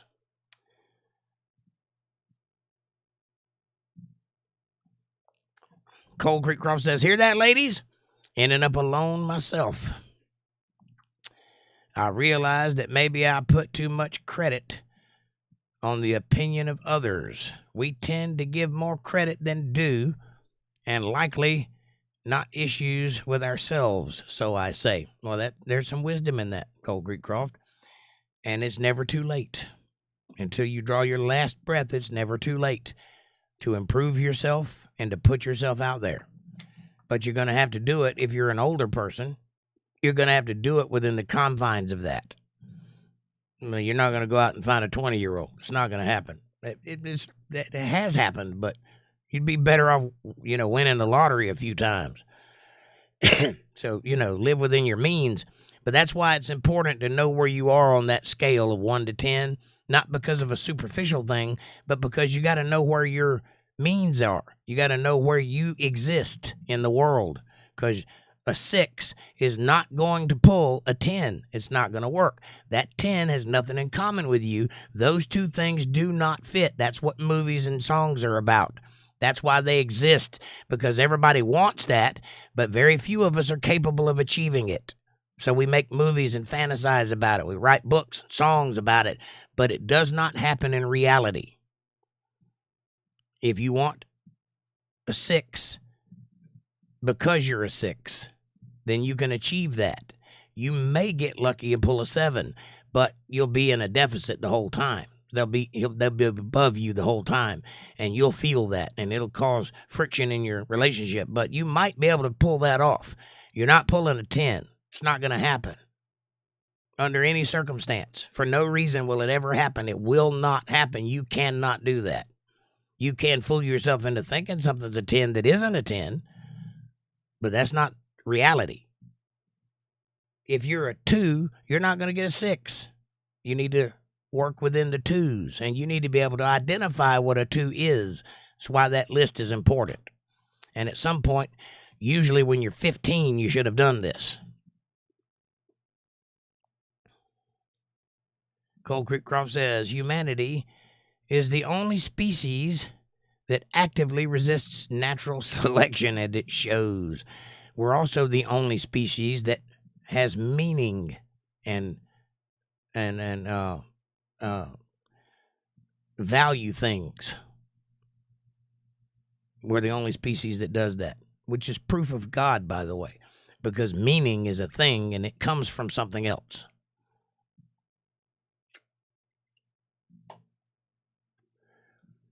Amanda says, I hear you, Cole. I had a major change in my life recently that made me change my opinions on my entire life.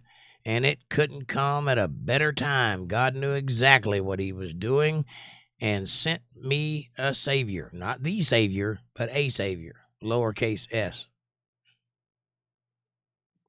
Well, God has a way of doing that when you least expect it, or when you've given up on the idea of it. Just in time for me to wake up and realize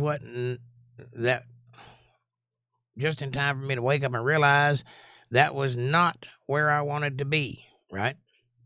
Well, again, life has a way of changing on you, and it changes quickly. And when it does, you got to be able to roll with it. But you also got to be able to be prepared for it. You got to be up to the challenge, because if not, it'll run right over you. And it will. You got to be strong. You got to get out there and get it done. Cole says, I'm good. It's good to hear that. Sometimes we're not on our own schedules. Sometimes it's futile trying to figure it out. Faith and strength and heart, and let the rest fall where it may. Cole, for the first 30 years of my life, I forced myself to get up at 5 o'clock in the morning and go to work. And I was sleepy all day long and groggy and struggling against my nature and fighting and trying to stay awake. It was dangerous. I worked a very dangerous job, and I probably shouldn't have been there half asleep like I was drugged, because that's not the scale in which my body functions. I was a night person from the womb. I always have been, and I cannot change that. I have fought my whole life against it, and it will not change. If I get up at 9 o'clock and go to work at 10 o'clock, I'm fine. But if I get up at 5 o'clock or 4 o'clock and go to work at 5 o'clock, I'm miserable all the day long, and I never get enough sleep. I'm always tired. So there is some truth in internal clocks being different, and some people are just different. You got to be who you are. You can't be what your daddy wanted you to be. My daddy wanted me to be a construction worker. I'm a thinker, not a doer. I did most of my life, but now I think, because I realized that's where my potential is. That's where I can thrive. I can't thrive in that world because I ain't designed for it. So learning who you are, knowing thyself, is the most important thing you can do in the world. That's why that list is important, and that's why self-reflection is important. Because if you don't know yourself, you can't place yourself in a place where you can bloom. You're supposed to bloom where you're planted, but sometimes you got to uproot and go somewhere else. Because sometimes you're planted in the wrong soil, and that's just the way it is.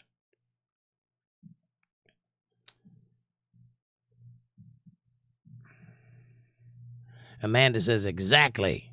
And that's just what I did. Amen. IDK Bro says, hang on. Where'd it go?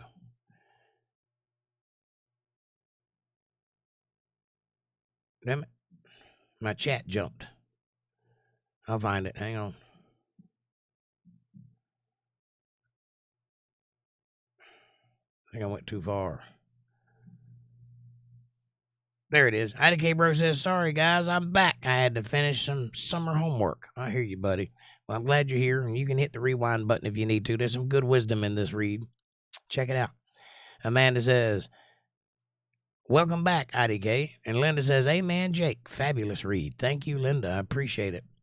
Amanda says, great read, Jake. Thank you. You're welcome, and I appreciate it. And Cole Creek Girl says, good job, genius. Thank you. Thank you very much. Nice, Cole, says Amanda. And Amanda says, there has been 3 ads for me so far. Well, good. Maybe I'll make $1 out of this. April says, hello, everybody. I have to rewatch. Well, thank God you're here. I'm glad you made it. How are you? I hope you're doing well. Amanda says, that comment was your drug dealer example. That comment was on your drug dealer example. What are you talking about? What are you talking about? Drug dealer example. I don't know what you mean.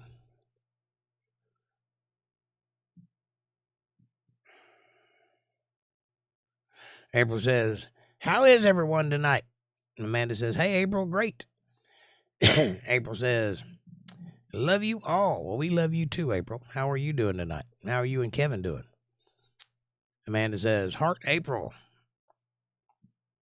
April says, Jake, Amanda, Fab Daddy, MVTV, Linda, and all. I hope everyone has a great weekend.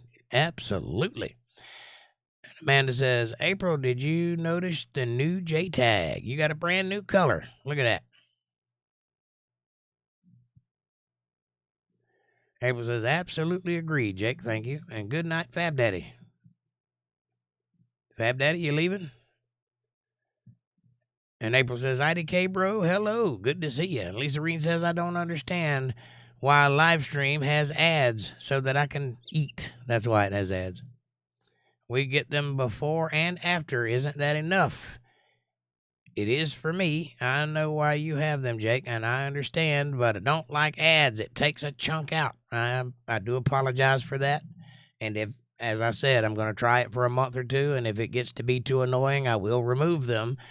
But as of right this minute, I'm trying to survive. I'm going under here, and I'm not making a lot of money, so I need as much as I can get. So if you'll just indulge it, just for a little while, I'll try to make sure that they're not on the member things that I put out and that sort of thing. But they're there, and I'm letting YouTube decide when to place them. I'm not even taking the highest number. So there's 3 options you can have. You can have a few ads, balanced ads, and a lot of ads. And a lot of ads makes the most money, and I didn't take that option because I knew it would be annoying. So there should only be 3 ads in the show, but it's up to YouTube what they put out. And it's up to them which ads they place. And it's probably that annoying old people singing ad, but whatever. If it gives me a couple bucks at the end of the month, I'm okay with that, and I hope you are too. But if it gets too annoying, I will remove them, and I'll just survive on Super Chats. But I assume that it starts at... Does it start at where the ad starts when it comes back, or does the ad take up that time of the live stream, and you have to go back to find where the ad started? I don't know how that works. If so, that sucks. Amanda says, I knew what you were talking about. Those were 2 completely different comments, LOL. I got what you were talking about. Okay. I'm assuming you meant the when I said pay attention, Amanda. Okay. I think I got that right. And Amanda says, Lisa Reen, mine picks up where it left off at. Well, that's good. Good to know. And April says, hi, Lisa Reen, good to see you. And Linda Davis says, hard to take care of you when you are busy taking care of everyone else. Well, I know that's true. And I also know that a lot of times when we come to the realization of what we're supposed to be doing in life, we're already mired into the life that has happened to us without our input. And sometimes it's impossible to dig out of that. So this is not a cure-all statement for everyone. It's just for the people that can actually affect it and make it happen. And hopefully there's some good wisdom in it. That's what the intention is. But yes, it is very hard, especially if you have a family. And it's not by any means easy to do. I'm not suggesting that it is. And it takes a village. You need a community. You need friends. You need family to help with those things. Because nobody can survive alone. I am not an oak tree. I'm a reed, and I'm flapping in the wind right now. But as long as I don't break, I'll be okay. And so will you. We'll make it together. I'll help in any way I can, and so will everybody else here. That's what community is about. But also, it is a great blessing to have a mother that takes care of her children, no matter how many of them they have. And if you are doing that, then you are a great blessing to those children and to the world at large. And God notices those things, and you will get your reward for it. I promise you. I give you my word as a man on that one. God will love you in ways you can't imagine for the sacrifices you've made in his name. I promise you that.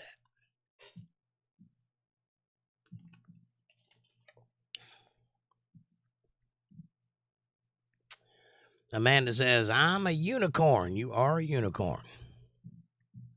Farm Boy OMF says, howdy. Howdy, Farm Boy. What does OMF stand for?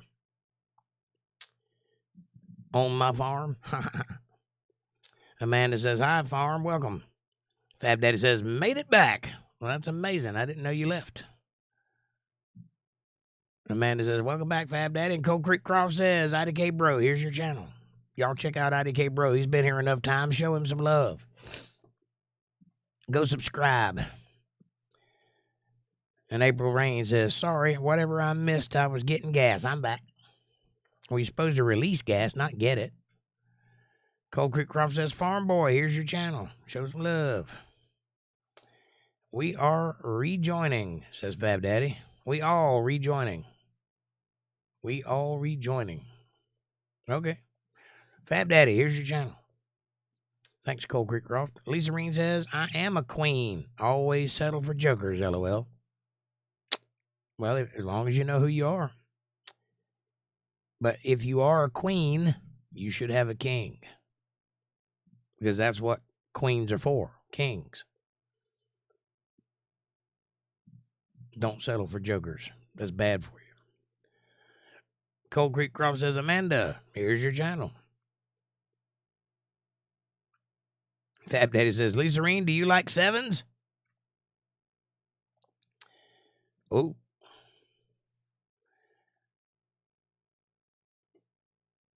Amanda says, LOL, Lisa Reen. And Amanda says, thanks, Cole. And Cole says, Lisa Reen, here's your channel.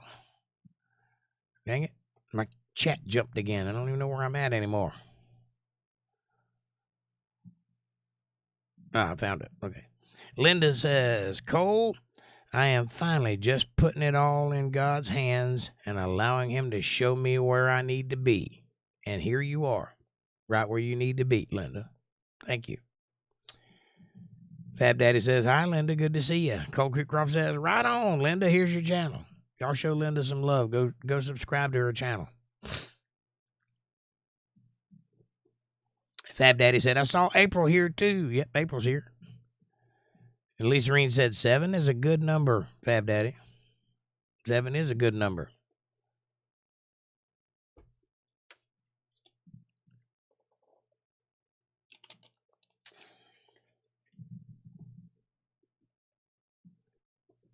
And April says, hello, everybody. And Cold Creek Croft says, several times there was nothing else to do but throw up your hands and let God. Amen, brother. Sometimes you just got to do that. 3 sevens is a 21. You better make sure there's 3 of them or else you'll be in jail. If you're talking about the same thing I'm talking about. April says, I've been here for 20 minutes. Then I had to get gas 5 minutes ago. LOL. I'm here. I'll have to rewatch, though, for sure. Well, I hope you do. There's some good stuff in there tonight. Amanda says, not gonna ever be happy. End up in prison and dead. True.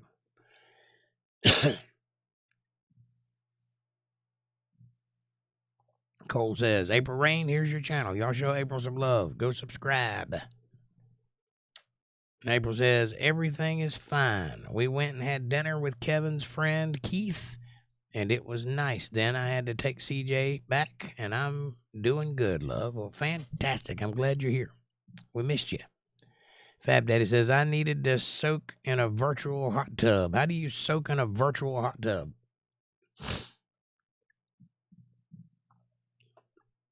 Like that? Ah, it's hot. Amanda said, LOL, right, Fab?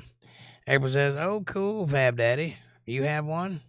Virtually, yes. I saw that coming. There it is.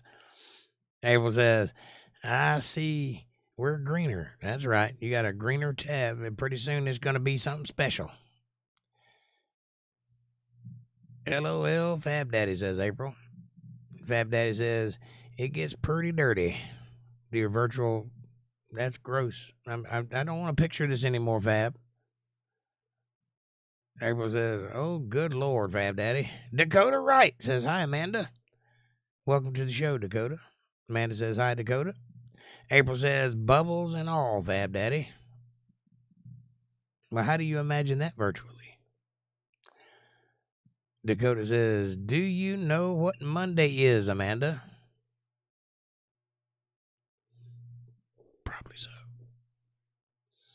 April says, Dakota, good to see you. Amanda says, it's Memorial Day. And it is Memorial Day, so hug a Marine or, salute a flag or do something patriotic, drink a beer, something, eat some apple pie. But most of all, be grateful for the blood that was shed for your freedom. April says, absolutely, Jake, I agree. Thank you, ma'am. Dakota says, thank you, Amanda. And Amanda says, you're welcome, Dakota. And April says, I'm subbed. Excellent. Sub to who? I know you're subbed here. Cold Creek Croft says, USA. I went out and found a wrenched back isn't good for rattlesnake jump scares or sticks I thought was a rattler. The more you know. Ouch.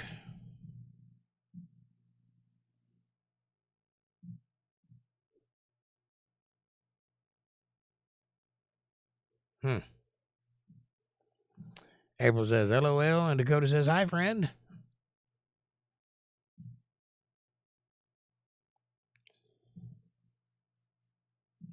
Linda Davis says, I can't get my PayPal or Cash App to work, so I'll have to get your address and send you something.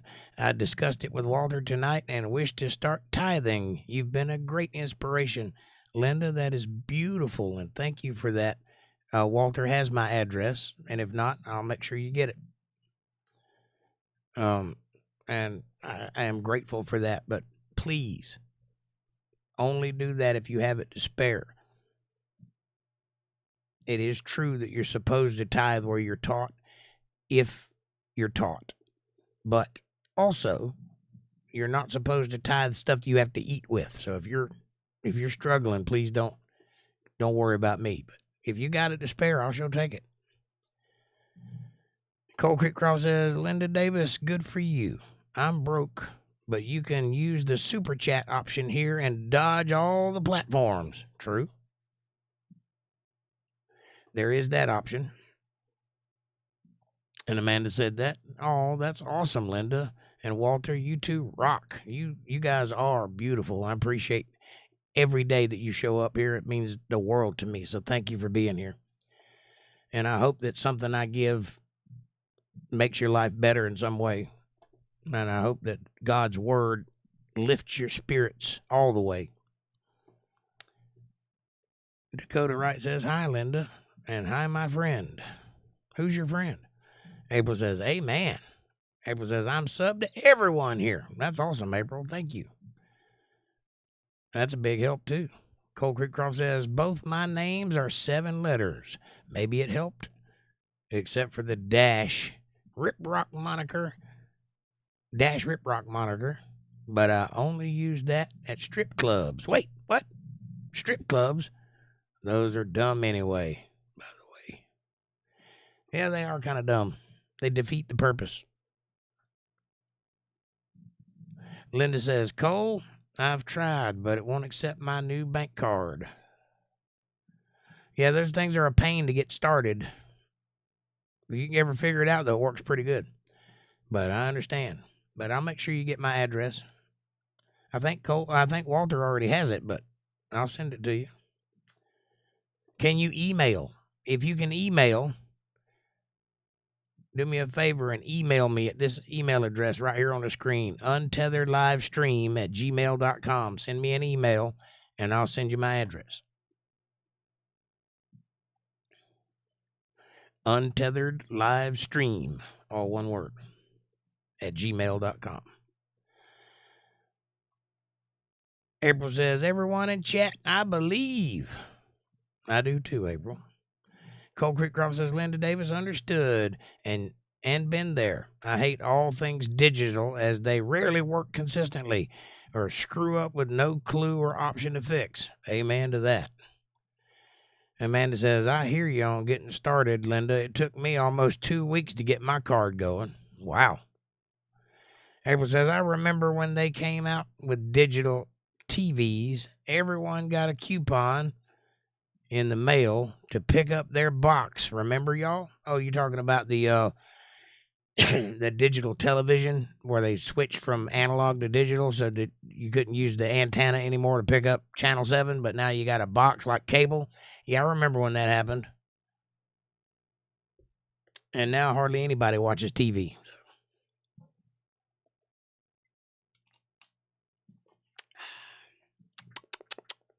Nectar of the Gads. Digital antenna crap. Yep. I just watch whatever I'm going to watch on the internet. So I don't even worry about TV. I hadn't turned my TV on in years. I got big TVs, but I don't ever watch them. Nothing but garbage on TV anyway. Besides, you can't get Jake Johnson on the TV, but you can get it on YouTube and other places. All right. It is 10 o'clock, and I do have to get up and go to work in the morning, presumably. If all goes well, I should be able to go to work tomorrow. Jake, I can make 2 nickels stretch to $1. We're fine. I feel called to support you and your channel. I truly am grateful for you and this community, Linda. I truly am grateful for you, too. And as I've always said before, that whole thing about helping me out is between you and God. And if you feel led to do something, by all means, listen to your heart, because God don't make mistakes. And I appreciate that. And I promise you, whatever you send will be used for that purpose, for the good of this channel. And everything I've done for the past 7 years has been to make this thing work. So I'm committed. I ain't going anywhere, and I appreciate your support, and thank you so much for that. It means the world to me. Rachel Floyd, hello. Legit. I didn't realize it was Sunday. 𝕊𝕦𝕬𝕪. Didn't even know what day it was. I've had those days before. Amen. Well, I'm glad you're here. Go back and listen to the show when we're done, and you'll hear some pretty good stuff tonight. It was a pretty good read. It wasn't as exciting as last week, but it was solid. Good stuff in it. Amanda says, hi, Rachel. Rachel says, hey. Amanda says, thanks, Linda. You're lovely. God bless you and us all. Amen to that. Cold Creek Croft says, by the way, the reason you can't function when getting up early is because most REM occurs early in the mornings, and without that sleep, it is not serving the function. Absolutely agree. I have to nap to recover. Yeah, I don't REM sleep very often. Here's the thing about me. I can't lay down and go to sleep. Like, I know people that can go in there and lay down, and in 5 minutes, they're out. I will literally lay there till the sun comes up. My brain never shuts off, ever. I mean, you guys have to deal with me for an hour. I have to deal with me 24 hours a day, every day, my entire life, and it never stops. It's blah, blah, blah, blah, blah, blah, all day long. So when I do go to sleep, it's because I passed out from exhaustion. That's when I go to sleep. And I sleep like I'm drugged. Like if you'd have hit me with a tranquilizer, that's how I sleep. You could drop a nuclear bomb by my head and I would not wake up. Well, I obviously wouldn't, but you know what I'm saying. Walk around banging on a pot and pan and I wouldn't wake up. Dead to the world until I do wake up. So you are absolutely right. And I don't think I have REM a lot because I don't dream a lot.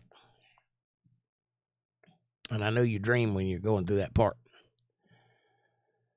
And I have to take naps too, which is a 10-minute power nap usually, because if I go to sleep, I ain't getting up. April says, Rachel, good to see you, lovely. And Rachel says, hi, April. And Amanda says, I had a good time as usual. It was a great read and an awesome conversation. Thanks, y'all. See you tomorrow at 8:30 p.m. EST. Thank you, Amanda. And I had a good time, too. And Linda Davis says, good night, Amanda. And Cold Creek Croft says, Rachel Floyd, show her some community love, folks. Phrasing, you know what I mean. Yes, we do love you, Rachel.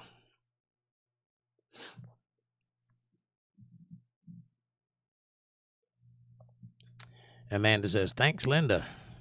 April says, sound familiar, Jake? Sounds familiar, Jake. What sounds familiar? What'd I miss? Are you talking about the sleep thing? Yeah.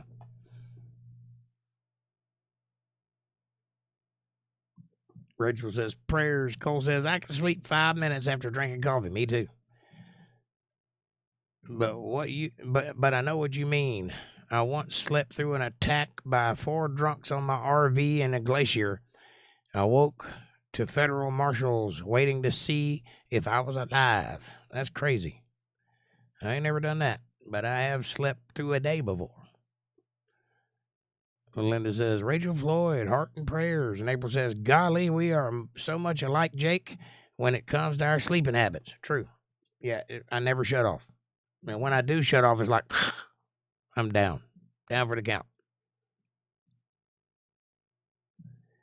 as I'm getting older, which is a new thing, it has never been this way before in my life, but now I have to take a nap after I get home from work, or I can't function for the rest of the night. So I got to have me a little nap, but it don't need much, just a little bit, and then I'm ready to go for a little while, and then I got to go back to sleep. But that's a new thing. So I'm starting to require more sleep than I used to, because I used to sleep for 4 hours and then just work the rest of the time. But that's getting deep. Amanda says, Jake even talks himself to sleep. Yes, I talk until I pass out while I'm talking. Yes. April says, we love you, Rachel, and I love you all. Hit that like button, everybody. Subscribe, share, and support. And I pronounced glacier funny. You scamp. Accent, probably. Not a criticism. Glacier? Is that not the way you say that word? Glacier? Glacier? Glacier? How do you say it? It is accent. I know what word you're saying, but I don't know how it comes out. Anyway, Linda Davis says, Walter can sleep for 15 minutes and be back up again and keep going. I can't do that. I can't either. Nope, I have to pass out, and then I'm good. But if I ever catch a second wind, I can just keep right on working. Work all day and all night. But catching that second wind is important. If I don't do that, I'm just going downhill the rest of the way. April says, Amanda, LOL. How do you pronounce glacier?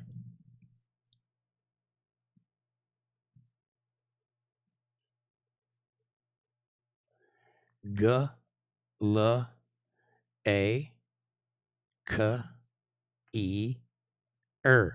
Glacier. What it sounds like to me. Maybe I'm wrong. All right, boys and girls, I got to go to bed. Thank you all for being here. Thank you for those of you that support the channel. Thank you for all of your love and support and all of your listening. That means a lot to me. And I hope I can keep delivering. And glacier. Yeah, glacier. I think it's glacier, but I might be wrong. I'll look it up.